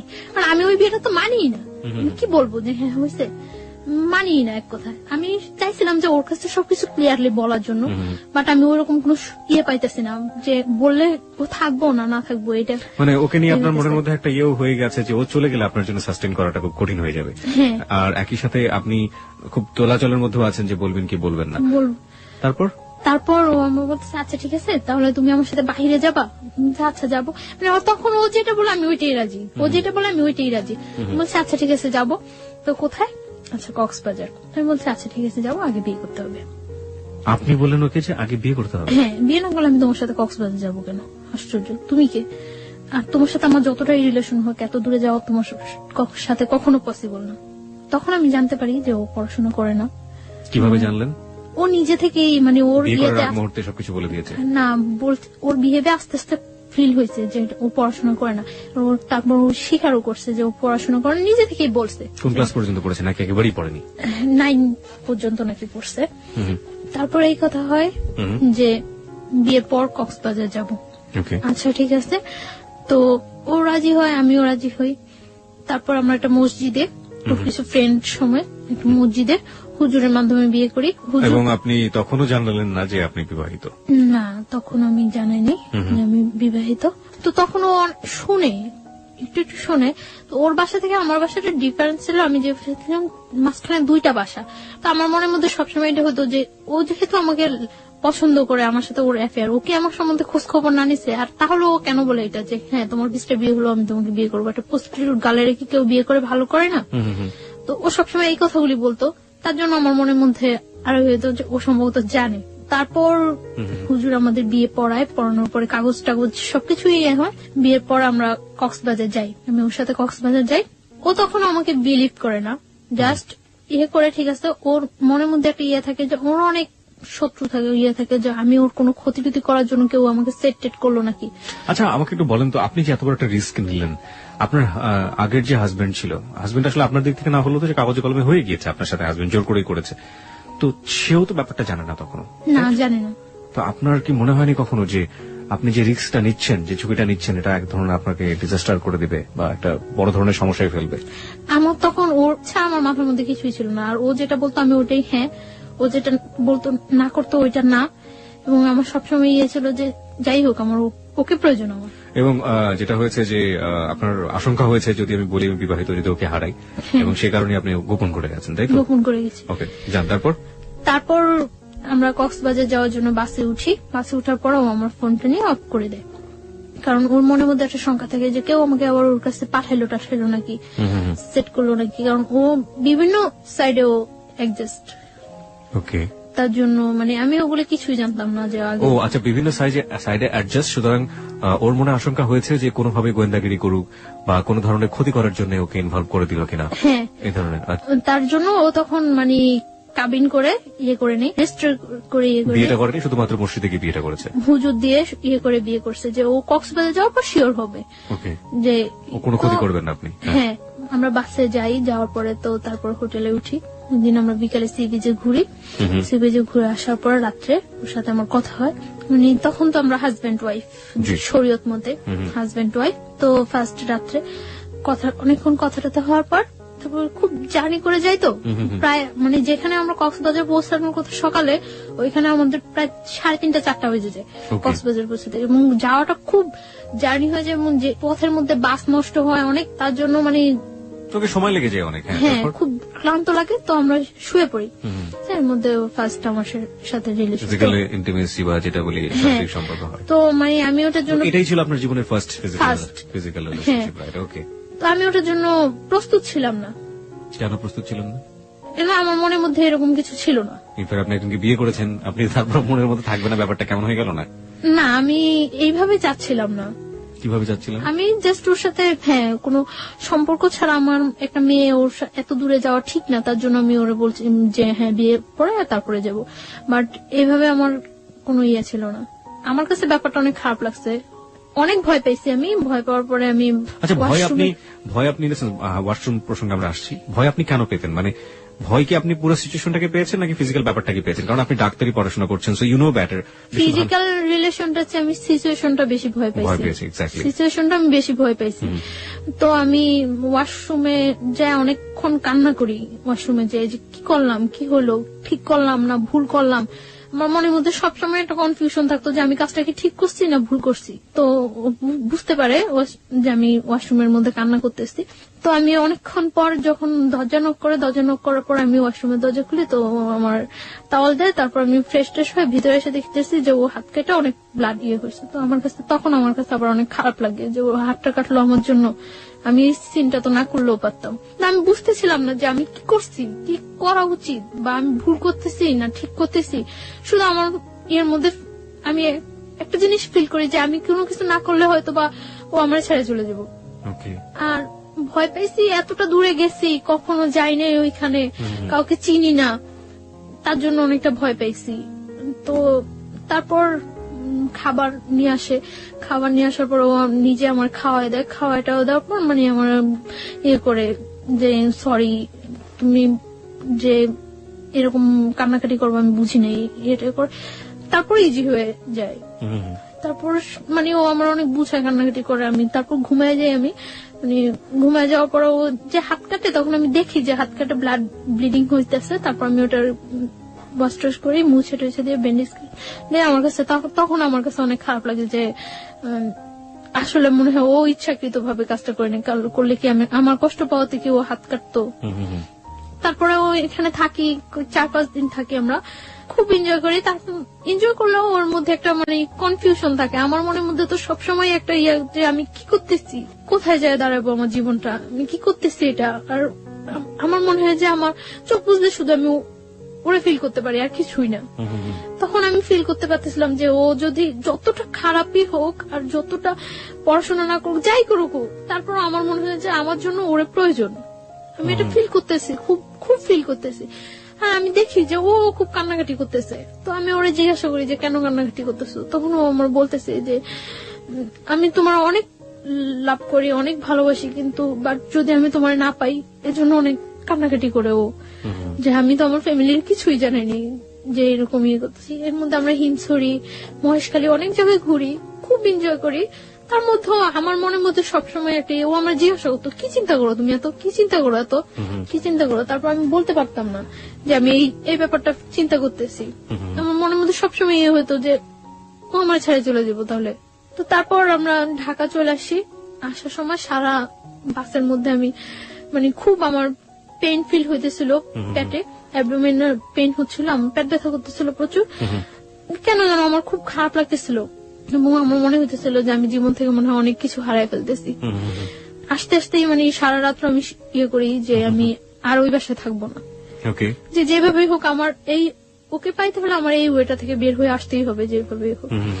আমি কক্সবাজার যাওয়ার পরেই ওই ছেলেটা জানে যে আমি ওর সাথে কক্সবাজার গেছি বা ওর সাথে আমার রিলেশন। শুনে তখন যে মানে দারোয়ান তারপরে এলাকার লোকজন বলে যে আপনাদের বাসায় যে মেয়েটা আছে ওই মেয়েটার সাথে তো ওই ছেলেটার সাথে রিলেশন। তখন ও সবাই পাবলিশ করতে থাকে যে আমি ওর ওয়াইফ, এটা পাবলিশ করতে থাকে। তখন আমি কিছুই জানি না। তো আমি আসার পর আমি তো সকালবেলা এসে আমি দুপুরে এই বাসা থেকে বের হয়ে আসি। আপনার আগের হাজবেন্ডটা এখন পাবলিশ করতে শুরু করলো যে আপনি তার ওয়াইফ। বের হয়ে আসে আমি ওরে ফোন দিই যে আমি বাসা থেকে বের হয়ে আসছি। পরে বলতেছে কেন তুমি বাসা থেকে বের হয়ে আসছো? আমি বলতেছি যে আমার পক্ষে ওই বাসা থাকা সম্ভব না। তখনও আমি কিন্তু বলি নাই, শুধু এটুকু বলছি যে আমার পক্ষে ওই বাসা থাকা সম্ভব না। তো আসার পরে ও বলতেছে তাহলে এখন কোথায় যাবা? অনেক মানে ঘুরতেছি আমরা, কোথাও থাকার জায়গা ম্যানেজ করতে পারতেছি না। কি আসছে রুমেল? হ্যাঁ, পরে আমরা ইয়ে করলাম, আমি আমার খালার বাসায় চলে যাই। তখন আমি ওরে প্রেশার ক্রিয়েট করতে থাকি যে তুমি তোমার ফ্যামিলিতে জানো, তুমি তোমার ফ্যামিলিতে জানো, যেহেতু আমাদের মধ্যে রিলেশন হয়ে গেছে, বিয়ে হয়ে গেছে, সবকিছু হয়ে গেছে, তো তুমি তোমার ফ্যামিলিতে জানো। তো প্রেশার ক্রিয়েট করার পরে ওর বোনেরে জানায়। তো বোনেরা জানানোর পর ওর বোন আমার সাথে দেখা করার কথা বলে। তো ও এটা বলে না যে বিয়ে হয়ে গেছে, এটা বলে না, জানতো যে পছন্দ করে। তো আমার ওর বোনের কাছে নিয়ে যায়, দেখা টাকা হয়, কথা টথা হয়। পরদিন 15 জুন ওর বার্থডেতে ওর বোনের বাসা আমাকে ইনভাইট করার পর আমি ওর বোনের বাসায় যাই।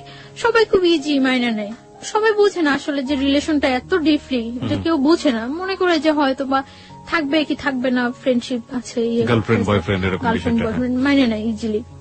তো ওর বোনের বাসায় যাওয়ার পর ওই বাসায় দুপুরে আমি লাঞ্চ করার পর বিকালে ওর বোনের হাজবেন্ড, ওর যে দুলাভাই, করে না, সাপোর্ট করে না। তো বিকালে আমি কেক টেক কাটার পর সন্ধ্যা রাত্রেও আমার দিতে আসে। তো দিতে আসার পর আমার খালতো ভাইয়ের সাথে ওর ইন্ট্রোডিউস হওয়ার পর আমার খালতো ভাই ফিল করে যে এটা হলো কারণ যে ওই বাসা থেকে কেন চলে আসছে। আমার খালতো ভাইয়ের সাথে আমার আগে যে হাজবেন্ড ছিল ওর সাথে খুব ভালো রিলেশন ছিল। আমার খালতো ভাই করে কি ব্যাপারটা আমার ফ্যামিলিতে জানিয়ে দেয়। আমার বাড়ি থেকে আমাকে ইমিডিয়েট বাড়িতে যাওয়ার জন্য ফোন করে, আমার আব্বু অসুস্থ বলে। তা আমি বাড়িতে যাই। এই গেলেন কতদিন পরে গেলেন? 1 বছর 4 মাস। ওকে। আপনার ফার্স্ট হাজবেন্ড যাকে বলছেন আপনি, সে এই ঘটনার পর থেকে কোনো সিন ক্রিয়েট করেনি? কারণ সে তো সন্ত্রাসী ছিল এক ধরনের। ও তো মানে গ্রামে থাকতো, শহরে ওর ততটা প্রভাব নেই। ও মানে খুব ঠান্ডা মাথায় কাজগুলো করতো, কোনো মানে করতো না, ও করছে যে একই এলাকার মধ্যে যখন ঘটনা আসতো, আমি যদি এটা পাবলিশ করে দিতে পারি ও আমার ওয়াইফ, তাহলে ও এখানে কখনো এস্টাবলিশ হতে পারবে না। কক্সবাজার যাওয়ার কিছুদিন আগে হঠাৎ করে ও যখন মানে আস্তে আস্তে শুনতে থাকে, তখন ও ওই ফ্ল্যাটটা ছেড়ে ওর মাকে বাড়িতে পাঠিয়ে দিয়ে একটা টিন শেড বাসা নেয় ওইখানেই, আপনারা যেখানে থাকতেন ওখানে টিন শেড বাসা নেয়। তো ওই বাসা আমার ওর সাথে উঠতে এখন বাধ্য, ওই বাসায় উঠি, 1 রুম বাসা। তো মানে যাতে সবাই জানতে পারে যে আমি ওর ওয়াইফ, এরকম একটা করে। ওই বাসা আমার মনে হয় 7-8 দিন থাকা হয়। তারপর তো আমি কক্সবাজারে চলে যাই। কক্সবাজার যাই আমি 6 তারিখ, আসি আমরা 12 তারিখ। তো আপনি যেটা বলছিলেন যে আপনার বাবার বাসায় গেলেন 1 বছর 4 মাস পর, সেখানকার থেকে আমরা শুরু করেন? না, আমার বাড়ি থেকে করে যে আমার আব্বু অসুস্থ, বাড়ি যাওয়ার জন্য বলে যে আমার কাকা, আমার যারা আছে সবাই বাড়ি যাচ্ছে। তো আমি কয়েকজনের কাছে ফোন দিই, কেউই জানে না আমার আব্বু যে অসুস্থ। তারপর মানে হঠাৎ করে শুনে আমি আর করতে পারি না, আমি আচ্ছা ঠিক আছে আমি আসবো। তো কিছুক্ষণ পর আবার সবাই ফোন দিয়ে বলতেছে হ্যাঁ তোমার আব্বু অসুস্থ। তো আমার কাছে ব্যাপারটা খুব লাগে। তো আমি ওরা বলতেছি যে আমার এইভাবে বাসায় বাড়িতে নিয়ে যেতেছে, আমি ওর সাথে হোস্টেল খুঁজতেছি তখন। তো বাড়িতে যেতে হবে, আমি বাড়ি যাওয়ার জন্য দুপুরে আমরা ওর কাছ থেকে বিদায় নিয়ে আসতেছি। ও রাস্তার মধ্যে দাঁড়ায় কান্না করতেছে, আমি চলে আসতেছি, ও কান্না করতেছে। আমার কাছে খুব খারাপ লাগতেছে তখন যে সেই জানুয়ারি মাস থেকে ওর সাথে আমার হইতেছে, কিন্তু কখন আমি একটা দিন মনে হয় ওরে ছাড়া ওর সাথে আমার দেখা হয়নি, এরকম যায়নি।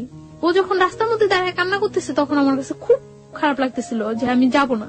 তারপর আমি বাড়িতে যাই। যখন আমি লঞ্চে উঠার পর মানে কিছুটা যাওয়ার পর আমি জানতে পারি যে আমার খালতো ভাইটা ফিক করে আমাকে বাড়িতে নিয়ে যাচ্ছে। তখন আমার মানে লঞ্চের মধ্যে বলতেছে যে তুই যে কাজটা করছো কাজটা কি ঠিক? আমার খালতো ভাইটা আমার ইমিডিয়েট 6 মান্থের ছোট। তো ও যে আমাকে লাইক করতো, পছন্দ করতো, সেটা আমি কিছুই জানতাম না। আমি হঠাৎ দেখতেছি ও আমার পা ধরে বলতেছে যে আমি তোর অনেক ভালোবাসতাম, তুই যে এই কাজটা করবে আমি কখনো বুঝিনি।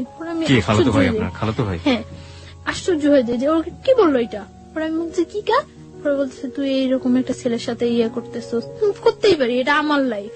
Late me ask you one thing, আপনার কি ফার্স্ট লাইফটা সম্পর্কে সে জানতো না যে আপনি? হ্যাঁ জানতো। তারপরে এবং ফার্স্ট লাইফটা আমার যতটুক মানে সাপোর্ট করার ও আমার তখন করতো, যে এইভাবে এইভাবে তুই বাইরে আসবি ওইখান থেকে, এইভাবে এইভাবে ইয়ে করবি।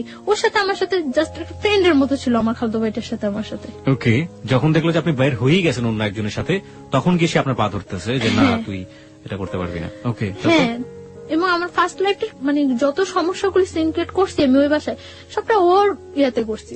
ওকে, লেট মি, আমার মনে হয় গল্পটা অনেক জটিল হয়ে গেছে আমাদের শ্রোতাদের কাছে, আমি একটু পরিষ্কার করে দিতে চাই।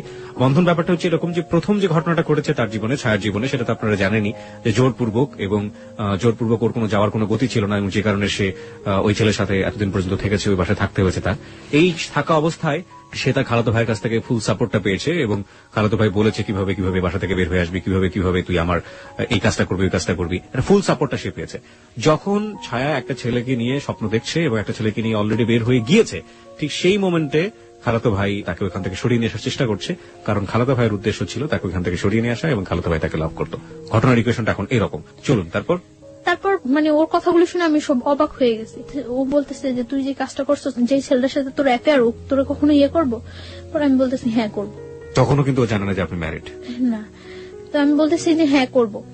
পরে বলতেছে যে, পরে ওর সাথে আমার সাথে অনেক কথা কাটাকাটি হয়। কাটাকাটি হওয়ার পরে তো সকালবেলা বাড়ি যেয়ে আমি ওর অনেক রিকোয়েস্ট করি যে তুই বাড়িতে কাউকে এই কথাটা বলবি না, বাড়িতে কাউকে এই কথাটা বলবি না।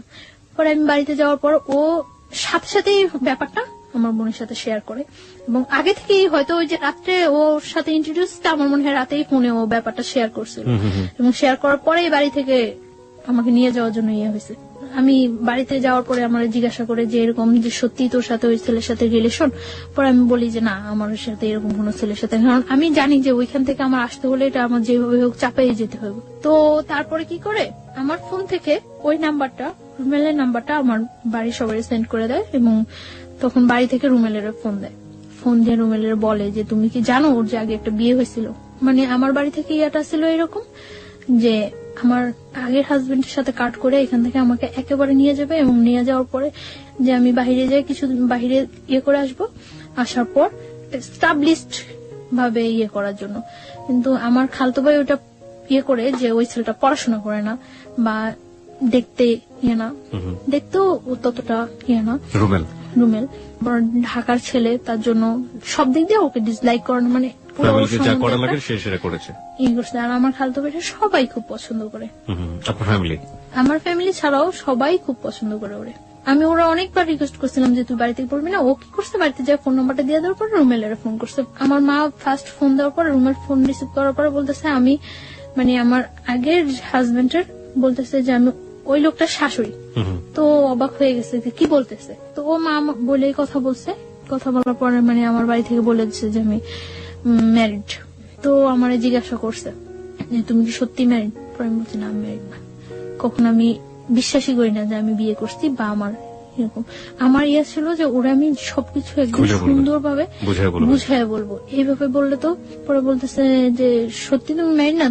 আমি একটু গিয়েছিলাম যে আমি যে কাজটা করিনি আমার পক্ষ থেকে, এটা রিলিজিয়াস পার্সপেক্টিভে এটা বিয়ে না, এটা হওয়া সম্ভব না, এবং কোনোভাবেই আমার মনের মধ্যে এইটুকু গিয়েছিল যে আল্লাহ আমাকে কখনো এর জন্য শাস্তি দিব না, কারণ আমি তো ইচ্ছাকৃত ভাবে কিছু করিনি। তো বলছে আচ্ছা ঠিক আছে। পরে আমি পরদিনই আমি বাড়ি থেকে খুব তোড়জোড় করে আমি ঢাকা আসতেই হবে, পরদিনই আমি চলে আসি ঢাকা। এক কথায় পালাই চলে আসি ঢাকা, বাড়ি থেকে পালাই চলে আসি, দুপুরবেলা পালাই চলে আসি। আসার পর পরদিন সকালে আসি, আসার পরে আমার মনের মধ্যে কেনই যেন একটা এক্সট্রা সাহস হয়ে গেছিল যে আমি তো এই কাজটা করিনি, তো আমি অন্তত আল্লাহর সাপোর্টটা তো কম। তো আমার তখন বলতেছো মিথ্যা হলে কিন্তু তুমি পাগল হয়ে যাবে, এটা হইব ওইটা, কিচ্ছু হবে না, আমার কিচ্ছু হবে না। এইভাবে বলিনি যে আমার বিয়ে হয়নি, আমি ওরে বলছি যে না আমি কাউকে বিয়ে করি নাই। Okay, this is the note of line. ও বলেছেন আমি কাউকে বিয়ে করি নাই। আমি কিন্তু এটা বলতে পারতাম যে আমার বিয়ে হয়নি, আমি কিন্তু এটা বলিনি। আমি বলছি যে আমি কাউকে বিয়ে করি নাই, কারণ আমি ওই রেখে দিছি যাতে আমি ওরে বলতে পারি পরে। তারপর ও বিলিভ করার পর আমার হোস্টেলে উঠায় দেয়। ওই দিনই হোস্টেলে উঠায় দেওয়ার পরে আমি তখন আমার কলেজ অফ, পড়াশোনা থেকেও আমি অনেকটা ইয়ে হয়ে গেছি। আমি তো ওর সাথে ঘুরতেছি, ইয়ে করতেছি, খুব এনজয় লাইফে। মানে ওরা আমার মতো হ্যাপি পারসন নেই। ও মানে এতটা ভালো হয়ে গেছে, ওর আগে যে অ্যাডিক্টেড ছিল, নেশা করতো, ওগুলো সব ছাড়িয়ে দিতেছে। কি নিত আমাকে একটু বলেন তো ওর সম্পর্কে, ও কি ধরনের নেশা করতো? ও আগে ইয়াবা নিত, ইয়াবা নিত। এমনিতে ও সব প্রকার নেশা করার ওর অভ্যাস আছে। আচ্ছা, আর এমনিতেই ওর যেটা বলছিলেন যে সন্ত্রাসী টাইপের ছিল, মানে কোনো ঝামেলা ছিল? হ্যাঁ, ও বলছিল আমারে যে ওর আউটসাইডে কিছু প্রবলেম আছে। সেগুলো কি আপনি জানেন? হ্যাঁ, আমি জানি। ওকে, মানে you want to share with us or not? Not. আপনি শেয়ার করতে চাচ্ছেন না। না? আমরা ধরে নিচ্ছি ও যাকে ভালোবাসে রোমেল, সে এমন একটা জগতের সাথে জড়িত যেটার সাথে আসলে সাধারণ মানুষের ভালো চোখে দেখার কথা না, কিন্তু ও যে জায়গাটা থেকে রোমেলকে দেখে সে জায়গাটা অনেক পবিত্র একটা জায়গা।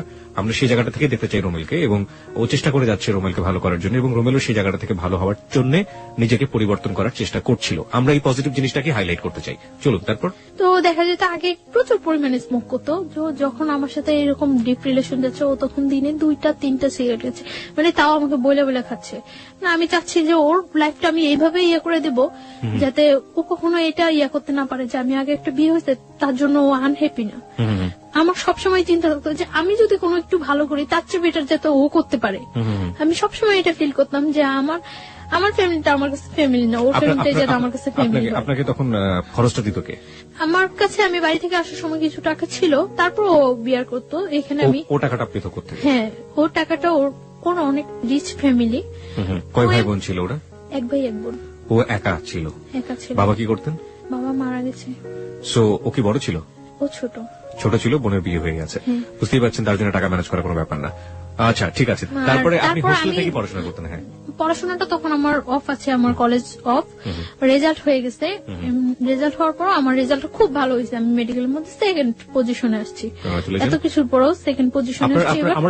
আমরা বারবার একটু ইন্টারাপ্ট করছি, কারণ যে আপনার ফার্স্ট যিনি জোর করে আপনাকে বিয়ে করলেন, ওনার অ্যাক্টিভিটি ওই সময় কি ছিল? উনি কি করছেন? উনি তখন ফোন দিচ্ছে, ফোন দিয়ে এটা ওটা বলছে, ইয়ে করছে, বাট কখনো আমার সামনে আসছে না। রোমেলকে ট্রাই করেছে? রোমেলকে ফোন দিয়ে কথা বলেছে? না, আমার ফোনে ফোন দিয়ে কথা বলছে। রুমেলের সাথেও আমার ফোনে ফোন দিয়ে কথা বলছে, বাট ও কখনো সামনে আসছে না। আমার ইচ্ছা ছিল যে ও যদি কখনো সামনে আসে তাহলে আমি সবটা সামনে ক্লিয়ার করে দেব। আমি তার জন্য বারে বারে রুমেলকে বলতাম, মানে তখন তো ও জানতো না। তখন ওই ছেলেটা মানে বলতো, তখন আমি তো বলিনি, ওই ছেলেটা বলতো। তখন আমি বলতাম যে আচ্ছা, ওই ছেলেটা তুমি সামনে আসতে বলো। সামনে আসার পরে আমি বুঝছিলাম যে ওই ছেলেটা যদি সামনে আসে, সামনে আসার পরে আমি সব ক্লিয়ার। আপনারা খুব সুন্দর একটা সময় পার করছিলেন দুজনে মিলে। হ্যাঁ, ওখান থেকে শুরু করতে চাই। হ্যাঁ, খুব সুন্দর যাচ্ছিল। এর মধ্যে আমি রোজার ঈদে আমি বাড়ি যাই। বাড়ি যাওয়ার পর মানে আমার ফ্যামিলি থেকে একটা প্রেশার ক্রিয়েট হয়। তো একদিন ওর সাথে আমি ফোনে কথা বলতেছি, কথা বলার সময় মানে একটু ঝগড়া হচ্ছে। তো ঝগড়া হচ্ছে মনে আমি ওরা বলতেছি যে নিজের ওয়াইফের সম্মান দিতে পারো না, কথাগুলো বলতেছি। আমার আম্মু আরেক রুম থেকে শুনতেছে, আমি জানি না যে শুনতেছে। তো আমার আম্মু আমার জিজ্ঞাসা করলো যে কি ব্যাপারটা কি। পরে আমি চুপচাপ ছিলাম। তো চুপচাপ থাকার পর আম্মু আমাকে অনেকক্ষণ বকাবকি করলো। তো আমি পরে ওরে ফোন দিছে, মনে আমি বলতেছি যে তোমার জন্য আমি আজকে এতগুলি বকা শুনলাম। পরে ও আমার মার ফোনে ফোন দিছে মনে আমার মা বলতেছে যে ব্যাপারটা কি আসলে তোমাদের। তো আমার মাকে বলতেছে যে আপনারা কেউ ওর সাথে খারাপ বিহেভ করবেন না। পরে বলতেছে তুমি এই কথা বলতেছো না? তো ও বলতেছে যে ও আমার ওয়াইফ, আপনারা ওর সাথে কেন খারাপ বিহেভ করবেন? তো আমার মা বলতেছে ও যে তোমার ওয়াইফ, এটা কাগজপত্র আছে তোমার কাছে? পরে বলতেছে হ্যাঁ আছে। তো আমার মা বলতেছে যে কত টাকা বিন করে তুমি আমার মেয়ের বিয়ে করছো? পরে ও বলতেছে 50 লাখ টাকা। সত্যি করে বলো, তোমার সাথে ওর বিয়ে হয়েছে? পরে বলতেছে হ্যাঁ, ওর আমার সাথে বিয়ে হয়েছে। আপনারা ওর ইচ্ছাগুলো আটকে রাখতে পারবেন না, আমি কিন্তু জোর করে হলে ওর কাগজপত্র দেখায় আইনের ব্যবস্থা নিয়ে ওরে নিয়ে আসবো। আমার জিজ্ঞাসা করছে মধ্যে আমি বলতেছি হ্যাঁ হয়েছে। আস্তে আস্তে চুপচাপ হয়ে গেছে এবং চাইতেছে যে ওর সাথে ফেস টু ফেস দেখা করে কথা বলে ইয়ে করার জন্য। পরে রোজার ঈদের পরে আমি ঢাকা চলে আসছি। আমি আসার পরে আমরা সিলেট যাই ঘুরতে। ওর ফ্যামিলি থেকে জান না যে আমার নিয়ে সিলেট যায়, তখনও জান না যে কি হয়। তো আমি সিলেট থেকে আসার পরে এখন বলি যে তুমি তোমার বাসায় বলো যে আমার ফ্যামিলির সাথে কথা বলার জন্য। তো ওর বাসার কিছুতে এটা বলতে পারে না। আমি ওর বাসায়ও যাই, তখন ওর বাসায়ও যাতায়াত করি, ফ্যামিলির সবার সাথে আমার সাথে পরিচয় আছে। তো আমি একদিন ওর বাসায় যাই। বাসায় যাওয়ার পরে আমার সামনে ওর বোনের আমি সিরিয়াসলি বলি, বাট ও হাসতেছে। তো ওর বোন এটাও ততটা সিরিয়াসলি নেয় না। কিছুদিন পরে আমার আব্বু আম্মু ঢাকা আসে। আমার মার সাথে ফেস টু ফেস দেখা করার পরে আমার মা বলছে ওরা যে তুমি কি করতে চাও এখন? তো কি করে ও আমার বলে যে কাগজপত্র ইয়ে করে আমরা কাজী দিয়ে ইয়ে করি, রেজিস্ট্রেশন করি। আচ্ছা ঠিক আছে, ওকে। অগাস্টের 12 তারিখ আমরা বিয়ে করি। ও বলে যে 1 লাখ টাকা কাবিন করবো, তো আমি সেটাই রাজি হয়ে যাই, কারণ আমার মনের মধ্যে কোনো টাকাটা কোনো ফ্যাক্টই ছিল না। ও বলে যে 1 লাখ টাকা কাবিন করবো, আমি ওকে ডান 1 লাখ টাকা কাবিন। ওরা যেভাবে ইয়ে করছে, ওর ফ্রেন্ড নিয়ে গেছে, যেভাবে ইয়ে করছে ওইভাবে। তো বিয়ে করার পরে ও এখন আর আমার বাইরে রাখবো না, ওর বাসায় নিয়ে যাবে। তো আমি চাইছিলাম যে তখন কিছুদিন বাইরে থাকি এবং ওর সাথে আমি ব্যাপারটা শেয়ার করি, কিন্তু ও খুব তো জোর করে বাসায় নিয়ে যাওয়ার জন্য ওর দুলাভাই ওরে বলে যে বিয়ে যখন করছো তখন বউ বাইরে রাখবা কেন। ওর বোন এর আগে আমার ফোন দেয়, বাসায় যাওয়ার আগে ওর বোন আমার ফোন দেয়, ফোন দিয়ে বলে যে তুমি আইসো না বাসায়, তুমি আইসো না, ও কোনো কাজ করে না, তোমার কি খাওয়াইবো, তোমার খাওয়াইতে হইলে আমাকেই খাওয়াইতে হইব, তুমি এখন আইসো না। আমি তখন মনে মনে ফিল করতেছিলাম যে ও যদি কিছু নাও করতে পারে কখনো, আমি তো করতে পারবো। ও যদি কিছু নাও করে, আমি ওর মতো ওর ফ্যামিলিতে বিয়ার করা আমার পক্ষে কোনো ইয়ে হবে না, যেহেতু আমি এটা কন্টিনিউ করতেছি এবং আমার রেজাল্টটা এত ভালো, তো আমার এটা কোনো প্রবলেমই হবে না। তো ও নিতে আসে আমারে হোস্টেলের ওইখানে, তো আমি যাই ওর সাথে, বাসায় যাই। ওর বাসায় যাওয়ার পরে ওর মা কিছুতেই আমার সাথে ইয়ে করতেছে না। তারপর ওর বোন আসে, তো মোটামুটি ভাবে তো মানে নেয়। তখন ওর সাথে আমার থাকতে দেওয়া হয় না, আমি ওর মার কাছে থাকি, ওর রুমে থাকে। তো এটা ওর কাছে অনেক ইয়া লাগে যে আমি এই পাশে থাকি। ও বারে বারে আমার কাছে ডাকে, আমাকে রাতে 12টার দিকে ডাকে, তো আমি ওর রুমে যাই। ও ফুল সাউন্ডের গান ছাড়ে রুমের মধ্যে, ফুল সাউন্ডের গান ছাড়ার পর ও আমার সাথে কথা টথা বলে, তো অনেকক্ষণ ওই রুমে থাকি। থাকি কি হাজবেন্ড ওয়াইফ রিলেশন হয় ওখানে। হ্যাঁ, তারপর আমি বলি যে মা কি মিন করবো, আমি চলে যাই। ও বলতেছে না তুমি এখানে ঘুমাও, প্রবলেম নাই। আমি বলতেছি না আমি চলে যাই। পরে আমি মানে মার রুমে চলে আসি, মার কাছে ঘুমাই। তো এভাবে 3 দিন চলে যায়। 3 দিন পরে ওই এলাকার লোকজন আস্তে আস্তে জানতে থাকে, মানে সবাই তখন যখন বউ দেখতে আসে সবাই আস্তে আস্তে এইভাবে, তো আস্তে আস্তে ওই এলাকার লোকজন জানতে পারে যে আমার সাথে ওর বিয়ে হয়েছে। তো এলাকার লোকজন বলে যে এই মেয়েটার আগে একটা বিয়ে হয়েছে, এরকম ইয়ে করে। মানে ওই বাসায় কেউ এটা খুব স্বাভাবিক ভাবে তো মানেই না, খুব অস্বাভাবিক হয়ে যায় সবাই, অস্বাভাবিক হয়ে যায়। তারপর আমি ওরে বলি যে তুমি কি চাও, তুমি আমার রাখতে চাও নাকি, রাখতে চাইলে চলো আমরা এখান থেকে অন্য কোথাও চলে যাই, সবকিছু সিচুয়েশন ঠিক হয়ে গেলে তারপর চলে আসবো। ওরা আমি এটা বলি, ও আমার ফুললি সাপোর্ট দেয়। আমি যে কোনো একটা কিছু করব বা সবাইকে আমি কিছু বলবো বা কোনো একটা, ও আমার সবসময় চাপায় রাখে এবং ওটা ফুললি সাপোর্ট দেয় যে না সবকিছু ঠিক হয়ে যাবে, সবকিছু ঠিক হয়ে যাবে। ওর উপরেই আমার 100% ভরসা থাকে। এভাবে ইয়া হইতেছে। আমার বাড়িতে ফোন করছে, ওর বোন দুলাভাই ফোন করছে। ফোন করে নাকি আমার বাড়িতে অনেক হুমকি টুমকি দিয়ে থ্রেট করে যে আমি এখানে আসছি, আমার যে কোনো একটা প্রবলেম করবো, আমার এসে নিয়ে যাওয়ার জন্য ইয়ে করে। তো আমার বাড়ি থেকে অনেক রিকোয়েস্ট করে যে ওর সাথে কিছু করে না, আমরা ওরে নিয়ে আসার ব্যবস্থা করতেছি, আমরা আসতেছি। তো আমার বাড়ি থেকে আমার ফ্যামিলি পার্সনরা আসে, আমার মা আসে। 20 সেপ্টেম্বর আমার বার্থডে, ওই দিন সন্ধ্যার পর তো ওর বাসায় সবাই খুব বাজে ভাষায় বকাবকি করে, অনেক বাজে কথা বলে। এগুলো আমার কাছে অনেক খারাপ লাগে, কিন্তু আমি তারপরেও কানে নেই না কোনো কথা, এরকম চুপচাপ ওর রুমের মধ্যে বসে থাকি। 3 দিন যাবত আমি চুপচাপ ওর রুমের মধ্যে বসে থাকি। ও বাইরে থেকে আসার পরে আমি বলি যে তুমি কি আমার নিয়ে চলে যাবা নাকি কি করবা, তুমি কি করতে চাও। ও বলতেছে তুমি কোনো কথা বলো না, চুপচাপ থাকো, কোনো সব ঠিক হয়ে যাবে। তো ওই রুমে যায়, ওর মার রুমে যায়, সবার সাথে অনেক রাগারাগি করে। তখন আমার একটা ভিত্তি হয় যে না ও মনে হয় ঠিক আছে। তো এটা সম্পূর্ণ যে ফিক ছিল, সম্পূর্ণ ফিক করে আমি বুঝতেই পারি না। তো রাত্রে আমি ওরা অনেক রিকোয়েস্ট করি যে দেখো আমার তোমার ছাড়া পসিবল না। ও এর মধ্যে বলা হয়নি একটা কথা, এর মধ্যে আমার কানাডার ইয়ে হয়ে যায়, কিছুদিন 1 সপ্তাহের মধ্যে আমি কানাডা চলে যেতে পারি, আমার ভিসা প্রসেসিং সবকিছু ওকে হয়ে যায়। তো আমি ওরে বলি যে ধরো আমি যদি স্কলারশিপ নিয়ে বাইরে চলে যাই তো তুমি কি করবা। আমি জীবনেও যাইতে দেব না। আমি ওর একটা কথায় জীবনে যাইতে দেব না, ওর একটা কথায় অফ হয়ে যাই। আমি আর কানাডা যাওয়ার দ্বিতীয়বার নাম করি না। আমার লাইফের সব চরম ভুল এই জায়গায় যে আমি ওইটাই ছেড়ে দিছি। তারপরে কি হলো? ওরা আমি অনেক রিকোয়েস্ট করি যে দেখো তুমি কি করবা, কি ইয়ে করতে। ও বলতেছে যে তুমি আমার সাথে থাকতে পারবা না। আমি বলছি হ্যাঁ পারবো। ওই 3 দিন ওর সাথে আমি থাকতেছি। ওই দিন আমার বার্থডে দিন রাত্রে ও আমার খুব হাসাইলো। হাজবেন্ড ওয়াইফের মধ্যে যে রিলেশনটা ফুললি, ওই দিন রাত্রে একেবারে সারা রাত্র ওইরকম একটা রিলেশন ছিল এবং আমরা ঘুমাইছি, খুব সকাল সকাল ঘুমাইছি ওই দিন। পরদিন সকালে আমার বাসা থেকে লোকজন আসছে, আসার পরে ওরা ওইখানে বিচারের বসাই ইয়ে করছিল। বিচার কেন হবে, বিচার কি করবে এখন, এটা কি করে করা উচিত। তো ওর দুলাভাই ওরে বলছিল যে শালম সবকিছু ডিপেন্ড করে তোমার উপরে, রুমেল সবকিছু ডিপেন্ড করে তোমার উপরে। তুমি যদি ওরে রাখো, কারো ক্ষমতা নাই যে ওরে এখান থেকে পাঠিয়ে দেওয়ার বা তোমার থেকে বিচ্ছিন্ন করার। কিন্তু ও আমার একটা বারের জন্য ও আমার বলে নাই যে বা কিছু। ও আমার বারে বারে বলতেছে তোমার ফ্যামিলি থেকে কেউ আসলে তুমি চলে যাও, সবকিছু ঠিক হয়ে যাবো। যখন বিচার বসলো, বিচারের মধ্যে ও বলতেছে, মানে ফার্স্ট টু লাস্ট আমাদের অ্যাফেয়ারের ঘটনাটা বলতেছে। বলার পর ও বললো যে আমার পক্ষে ওরে রাখা সম্ভব না। তখন আমি আশ্চর্য হয়ে গেছি যে ও এটা কি বললো। কালকে রাত্রে সামান্য কয়েকটা ঘন্টা ও এতটা চেঞ্জ। আমি হতবাক হয়ে গেছি যে ও কি বললো। ও বারে বারে বারে বারে সবাই ওরে জিজ্ঞাসা করতেছে যে তুমি যেটা করবা সেটাই হইব, তুমি যেটা বলবা সেটাই হইব। ও বারবার বলতেছিল এবং নিজে স্টা মারাইছে, নিজে মানে সবকিছু নিজে করাইছে, একেবারে ডিভোর্সের করছে। আমার যখন সবাই বলতেছিল যে তুমি কি বলো, তুমি কি বলো, তখন আমি বারে বারে বলছি যে ও যেটা করবে সেটাই, ও যেটা বলবে সেটাই। আমি বারবার চাইছিলাম যে ও একটা কথা বলুক যে না আমি ওরে বিয়ে করছি, ওরে আমি লাভ করে ওরে আমার পক্ষে ছাড়া সম্ভব না। কিন্তু ও এই কথাটা বলে নাই। তখন আমি ওরে ওর রুমে ডাইকে নিয়ে যাই। আমি ওরে বলি যে আমি তো, তুমি কি একবার চিন্তা করতেছো যে আমি তোমার কাছ থেকে কতটা দূরে সরে যেতেছি, জীবনেও তুমি আর আমার পাইবা না। পরে ও বলতেছে তুমি চিন্তা করো না, সবকিছু ঠিক হয়ে যাবো। তখন ও আমার এই কথাটা বলতেছে।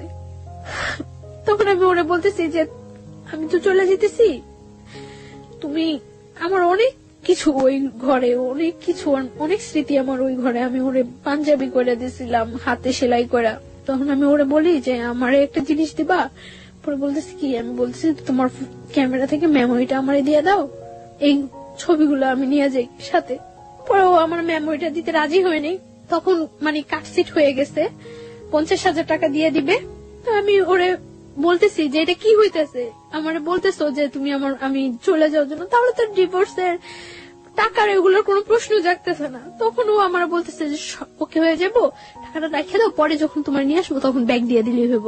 তখন আমি ওরা 100% বিলিভ করছি। আমি টাকাটা হাতে নিতে চাইনি। ও বলতেছে নেও নাও। পরে আমি নিয়ে আমার মার কাছে দিয়ে দিছি টাকাটা। আমি সবাই বলছে যে টাকা দেওয়ার পরে ডিভোর্স হয়ে যাওয়ার পরে ওরা এখানে আর একটু থাকতে পারবো না, আমাদের সাথে বের হয়ে যেতে, মানে আমার ফ্যামিলি পার্সন গুলো উইথ আমি।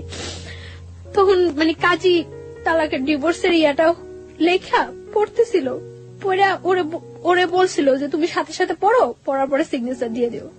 ও এত স্পষ্ট ভাষায় সাথে সাথে পড়ে সিগনেচার দিয়েছে। আমি আশ্চর্য হয়ে গেছি যে ও জানে যে আমি ওর জন্য ঠিক কতটুকু স্যাক্রিফাইস করছি, আর ও কিভাবে এটা করলো। কিন্তু যখন কাজী আমারে বললো যে তুমি এবার আমার সাথে সাথে বলে সিগনেচার করে দেবে, আমি কাজীর সাথে একটা ওয়ার্ড উচ্চারণ করতে পারি নাই। আমার মনে হইতেছিল যে আমার ভোকাল কর্ডটা অফ হয়ে গেছিল। আমি একটা ওয়ার্ড উচ্চারণ করতে পারি নাই এবং সিগনেচার দেওয়া অবস্থায় যে আমার কতবার হাত থেকে কলমটা হয়ে গেছিল, আমার পুরো শরীর কাঁপতেছিল আমার, যে কি হয়ে গেল এটা, কি হয়ে গেল এটা, কি হয়ে গেল, মিলাইতে পারতেছিলাম না। ডিভোর্স হয়ে গেছে, আমরা চলে আসবো, মানে আমার ফ্যামিলি পার্সনটা বের হয়ে গেছে, আমি ওর সাথে কথা বলে বের হবো। তখন আমি এই রুম থেকে ওই রুমে যাওয়ার সময় ওর মা ফার্স্ট আমার হিট করে, আমার শরীরে হিট করার পর ওইখানে যে কটা রিলেটিভ থাকে ওর বোন ছাড়া সবাই আমার হিট করে ওইখানে। আমি স্তব্ধ হয়ে গেছি পড়া, যে কি হয়েছে এটা, আমার লাইফে কি হইতেছে। সবাই যখন ওরা এতগুলো লোকের সামনে হিট করতেছে, ও বাইরে থেকে এসে আমার জড়ায় ধরে আমার বাইরে নিয়ে যায়। আমি অবাক হয়ে যাই ও চেহারা দিকে। আমি তাকাই যে এই ছেলেটা সেই ছেলেটা। আমি পুরা হতবাক হয়ে যাই। তারপর মানে যখন স্টানে চলে আসি আমরা, বারবার পিছনের দিকে তাকাইতেছি যে ও আসতেছে কিনা, ওরে দেখতেছি কিনা, দেখি না। স্টানে আসার পরে ওরা আমাদের থেকে মানে 50,000 টাকা দিচ্ছে, ওইখান থেকে 10,000 টাকা ব্যাগ দিতে বলে ওই যে লোকগুলো ওইখানে ছিল তারা। আমার মা বলতেছে যে তাহলে সবটাই রেখে দেন, দিয়ে আর 50,000 টাকা দিচ্ছেন, যা বলছেন বিচারা আপনাদের সবকিছু মাইনে আমরা আমাদের নিয়ে যেতেছি। পরে মানে 5,000 টাকা ওইখানে দিয়ে 45,000 টাকা নিয়ে ক্যাব করে আমরা চলে আসতে নেই।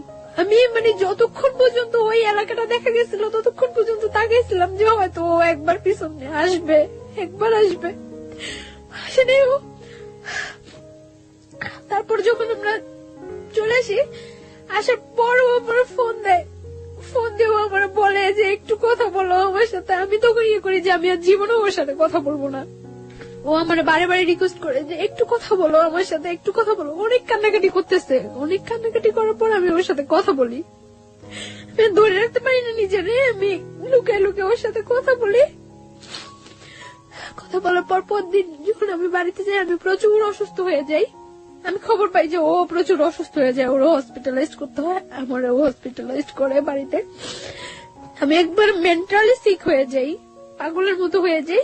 তো ইমিডিয়েট আমার হসপিটালাইজ করে আইসিইউ তে নিয়ে যায়। আইসিইউ তে যখন নিয়ে যায় তখন আমার বাবা বলতেছে যে মা তোর কাছে আমার অনুরোধ, তুই ওই ছেলের কথা আর চিন্তা করিস না।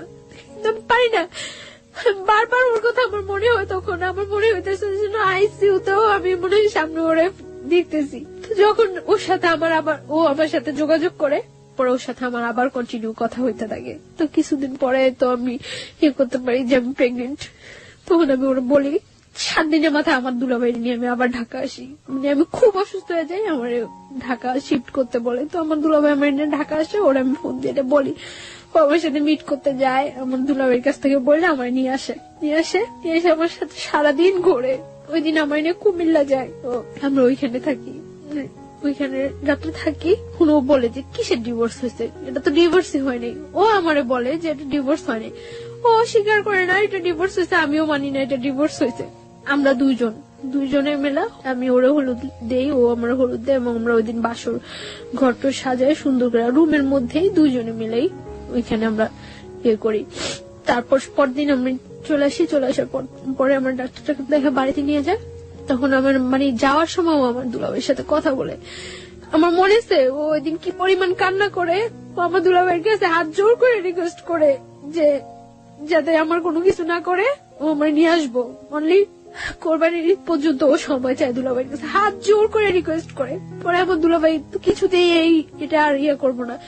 পরে যখন মানে দেখছি যে আমার ফ্যামিলি থেকে আর কোনো সাপোর্ট নাই ওর ইয়েতে, তখন আমি আরো সিক হয়ে যাই, একেবারে পাগলের মতো হয়ে যাই। বাসায় মেন্টালি এতটা হয়ে যায় যে আমি যে আমার নিজের ক্ষতি করতেছে ওইটাও আমি তখন ফিল করতেছি না। আমি যে কোনো ওর সম্বন্ধে আমি সব সময় ঘরে এক কোনায় একটা বদ্ধ ঘরের মধ্যে দরজা বন্ধ করে অন্ধকার ঘরের মধ্যে এক কোণে বসে থাকি, এবং কেউ কিছু বললেই আমি নিজের মাথা নিজের ওয়ালের সাথে করতেছি, হিট করতেছি নিজের মাথা, আমার মাথা ফুলে টুলে যায়। এবং আমি তখন ড্রাগ নেওয়া শুরু করি। বাসায় আমার ব্যাগে অনেকগুলো প্যাথেটিন নিয়ে যাই আমি যাওয়ার সময়। মানে আমি কিছুতেই ওর নামাইতে পারতেছি না। তারপর যখন দেখা গেছে যে আমি এরকম সিক হয়ে গেছি, একেবারে মেন্টালি এক কথা পাগল হয়ে গেছি, তখন আমার দুলাভাই বলে যে না, ওর উপরে আর কোনো টর্চার করার দরকার নেই, প্রেশার ক্রিয়েট করার দরকার নেই। যেহেতু ওই ছেলেও যাচ্ছে ওর সাথে সম্পর্ক রাখার জন্য, ওই ছেলে যদি না চাইতো তাহলে আমি ওর কোনো সাপোর্ট করতাম না। ছেলে যেহেতু নিজে আমার কাছে হাত জোর করে কাইটা অনুরোধ করছে, সো থাকুক, ওর মতো থাকতে দেন। ছেলে তো বলছে কোরবানি ঈদের পরে ওরে নিয়ে যাবো। তো এর মধ্যে তখন তো আমি ওর জানে আমি প্রেগনেন্ট, আমি ওরে বলি প্রেগনেন্ট। আমি আবার ঢাকা আসি ওর সাথে দেখা করার জন্য, ওর সাথে দেখা হয়, কথা হয়। তো আমি ওই দিন বলি যে আমি আর বাড়িতে যাব না। তো ও বলে যে যতটা কষ্টই হোক তোমার কোরবানি ঈদ পর্যন্ত ওইখানে থাকতে হবে, ঈদের পরে আমি তোমার নিয়ে আসবো। আমার যাই হোক, যদি আমার ফ্যামিলি থেকে সাপোর্ট না করে আমি তোমার নিয়ে বাইরে থাকবো। তো এই কথা হয় ওর সাথে। তারপর এভাবে চলতে থাকে কোরবানি ঈদ পর্যন্ত। আমি ওর সাথে কন্টিনিউ কথাবার্তা বলি। এর মধ্যে আমার মাও মাঝে মাঝে ওর সাথে কথা বলে জিজ্ঞাসা করে যে তুমি কি করবা, কেন তুমি এইভাবে সম্পর্কটা আগে নিতেছো, যা হয়েছে ওইখানেই ফিনিশড করে দিতা। তো ও বলতেছে না মা, আমার পক্ষে ওরে করা সম্ভব না, আমি ওরে নিয়ে আসবো। তখন আমার মা ওরে বলতেছে তুমি ওরে নিয়ে আসবা, হয়তো দেখা গেছে 2-4 মাস তুমি ওরে নিয়ে থাকতেছো, তারপরে তোমার ফ্যামিলির কেউ তোমার করলো, তুমি তোমার ফ্যামিলির টানে চলে যাবে, আবার তখন ওর কি হইব। পরে বলতেছে না, কখনোই এরকম করবো না আমি আর। তো এইভাবে করতে থাকে। কোরবানি ঈদের পরে ও আমাদের বাড়িতে যায়। তখন তো 1 মান্থ ওভার হয়ে গেছে আমি প্রেগনেন্ট। হ্যাঁ, ও আমাদের বাড়িতে যায়। পরে আমি কেউ জানাই না বাড়িতে এই ব্যাপারটা যে আমি প্রেগনেন্ট। তখন আমার বাড়িতে যাওয়ার পরে যেভাবে একটা গেস্ট আসলে যা করা হয়, ঠিক ওর সাথে ওই ব্যাপারটাই খুব সুন্দর ব্যবহার করছে সবাই। সকালবেলা ব্রেকফাস্ট করতে দেওয়া হয়েছে, নাস্তা টাস্তা করতে দেওয়া হয়েছে। তো ওর জন্য পিঠা টিঠা অনেক কিছু করা হয়েছে। তারপরে ওরে মানে আমার দুলাভাই জিজ্ঞাসা করছে যে তুমি কি করতে চাও এখন, আমরা কি নতুন করে তোমাদের বিয়ের অ্যারেঞ্জ করবো, তোমার বাড়িতে জানাবো, তোমার বাসা জানাবো তুমি যে এখানে আসছো, না কি করবো। পরে ও বলতেছে না কিছু করে না, আমার আর অল্প কটা দিন সময় দেন, আমি ওরে নিয়ে যাবো। ভাইয়া বললো তাহলে তুমি এখানে থাকতে পারবে না, দেখো ওদের তো ভাইও নাই, এই বাসা থাকলে কে কি মিন করে, তাহলে বেটার হয় তুমি চলে যাও, তুমি যখন তোমার সময় হবে তখন তুমি আইসো। পরে সবার মন খারাপ হয়ে যায় যে কি বললো ছেলেটা, এতদিন পর্যন্ত ছেলেটা আমাদেরকে একটা কথা করে রাখছিল, এখন কি বললো। তারপর আমি ওরে জিজ্ঞাসা করি যে তুমি করো, তখন ও আমার বলতেছে যে আমার আর অল্প কটা কিছুদিনের সময় দাও। তো তারপর ও দুপুর বেলা যখন ও চলে আসে, ভাইয়া ওরে মানে আসার ভাড়াটা পর্যন্ত দিয়ে দেয়। মানে ওর সাথে এরকম ভদ্র আচরণ করছে যে ওর বাসায় যে আমাদের সাথে কি বিহেভটা হয়েছে ওরা কেউ করে নেই, সবাই শুধুমাত্র আমার দিকে তাকায়। তখন কিন্তু আমরা সবাই বলছিল, দেখো তুমি যে ছায়া, এখন যদি তুমি শক্ত হও তাহলে কিন্তু আমরা এখন কিছু করতে পারি। ওরা আটকে রেখে কিন্তু ওর বাড়িতে ফোন দিয়ে আমি বলছি ইম্পসিবল, ও তো বলে আসেনি যে ও আমরা বিয়ে করতে আসতেছে। তো আমি ওরে সেফলি ওইখান থেকে যেভাবেই হোক সেফলি, যতটা হয়েছে আমার উপরে হয়েছে, ব্লেম যা হয়েছে আমার উপরে হয়েছে, আমি ওরে সেফলি পাঠিয়ে দিছি। তখন আমি ওরে বলছি যে কি করবা। তো ও আসার পর 2-3 দিন খুব তোর জোর বাসা টাসা দেখতেছে, ও আমার নিয়ে আসবো। হঠাৎ করে একদিন বলতেছে যে আমার পক্ষে তো পসিবল না। কি বললো এটা, যেটা একবার ভেঙে গেছে যাইতো, তখন আমি পাগল হয়ে যেতাম, যা হয়ে যেতাম, তখন হয়ে যেত, আমার ফ্যামিলি আমার নিয়ে আসছে। এখন তুমি এটা কি বললা? পরে আবার বলতেছে যে না ঠিক আছে। তো এখন তো দিন যাইতেছে, আমার বাসায় জানাজানি হয়ে যায় যদি যে আমি প্রেগনেন্ট, তাহলে তো একটা প্রবলেম। হয়তো আমার বাসায় জানাজানি হয়ে গেলে ওর বিরুদ্ধে যে কোনো একটা অ্যাকশন নিবে, সেটা আমার মনের মধ্যে আরো একটা ভয় কাজ করতেছে। আমি আসলে অনেক বেশি থান্ডার্ড হয়ে গেছিলাম। আমার মনে হচ্ছে আমার লিসনাররা ভাববে যে আমি এখানে নাই। আমি ওর কান্নার শব্দ শুনে আসলে অনেক বেশি থান্ডার্ড হয়ে গেছে, আমার নিজের চোখে পানি চলে আসছে, আমি আসলে কথা বলতে পারছিলাম না। গল্পের একেবারে শেষের দিকে আমরা চলে এসেছি। আমি কিছু কোশ্চেন আপনাকে করতে চাই। প্রথম প্রশ্নটা হচ্ছে, আপনি কয় মাসের প্রেগনেন্ট এই মুহূর্তে? 4 month। মানে what's your decision about your baby? আমি আমার বেবিটা রাখতে চাই, by at any cost. Any cost. যদি আপনার হাজবেন্ড ডিভোর্স দিয়ে দিয়েছে এবং ওটাই যদি বলবৎ থাকে, তাহলেও কি আপনি আপনার বেবিটা রাখতে চান? তাহলে কিভাবে সম্ভব? ওকে, ও আচ্ছা। আর আরেকটা যেটা, সেটা হচ্ছে যে আপনার প্রথম হাজবেন্ড আর পরবর্তীতে যোগাযোগ করেনি? না, ওর সাথে পরবর্তীতে ও আর কোনো যোগাযোগ করেনি, কোনো কিছু হয়নি। আর ওর সাথে ও কি ডিভোর্স দিয়ে দিয়েছে? হ্যাঁ, ওর সাথে আমার ফ্যামিলি থেকে হ্যাঁ, যখন ফার্স্টলি আমার বাড়িতে নিয়ে যায় তখনই ওর সাথে কার্ডশিট করে দিয়েছে। সেকেন্ড হাজবেন্ড যে ছিল তার সাথে এখন বর্তমান কতদিন যাবত আপনার যোগাযোগ হয়নি? এখন এই শুক্রবার থেকে হচ্ছে না। লাস্ট এর মধ্যে আমি যখন আপনাদের কাছে ফোন করছিলাম তার কিছুদিন গ্যাপ ছিল, তারপর আবার আমার কাছ থেকে 1 সপ্তাহ সময় নিছিল। ওর অবস্থা হচ্ছে কখনো ফ্যামিলির কাছ থেকে ও মোটিভেট হচ্ছে, কখনো আপনার কাছ থেকে ও আসলে সিদ্ধান্ত নিতে পারতেছে না যে আসলে কি করবে।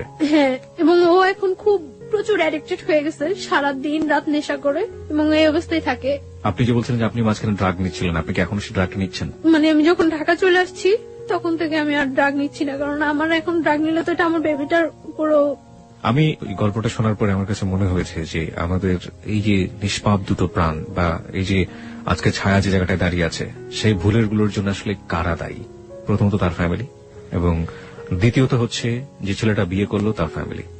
লাস্ট আমি আর একটু শেষ করতে চাই। জি প্লিজ। যেদিন আমি ঢাকা আসছি ওই দিন ও আমার ভোরবেলা আনতে গেছে, আনার পর ভোরবেলা আমার একটা হোটেলে উঠছে, উঠার পরে 1টা পর্যন্ত আমরা হোটেলে ছিলাম।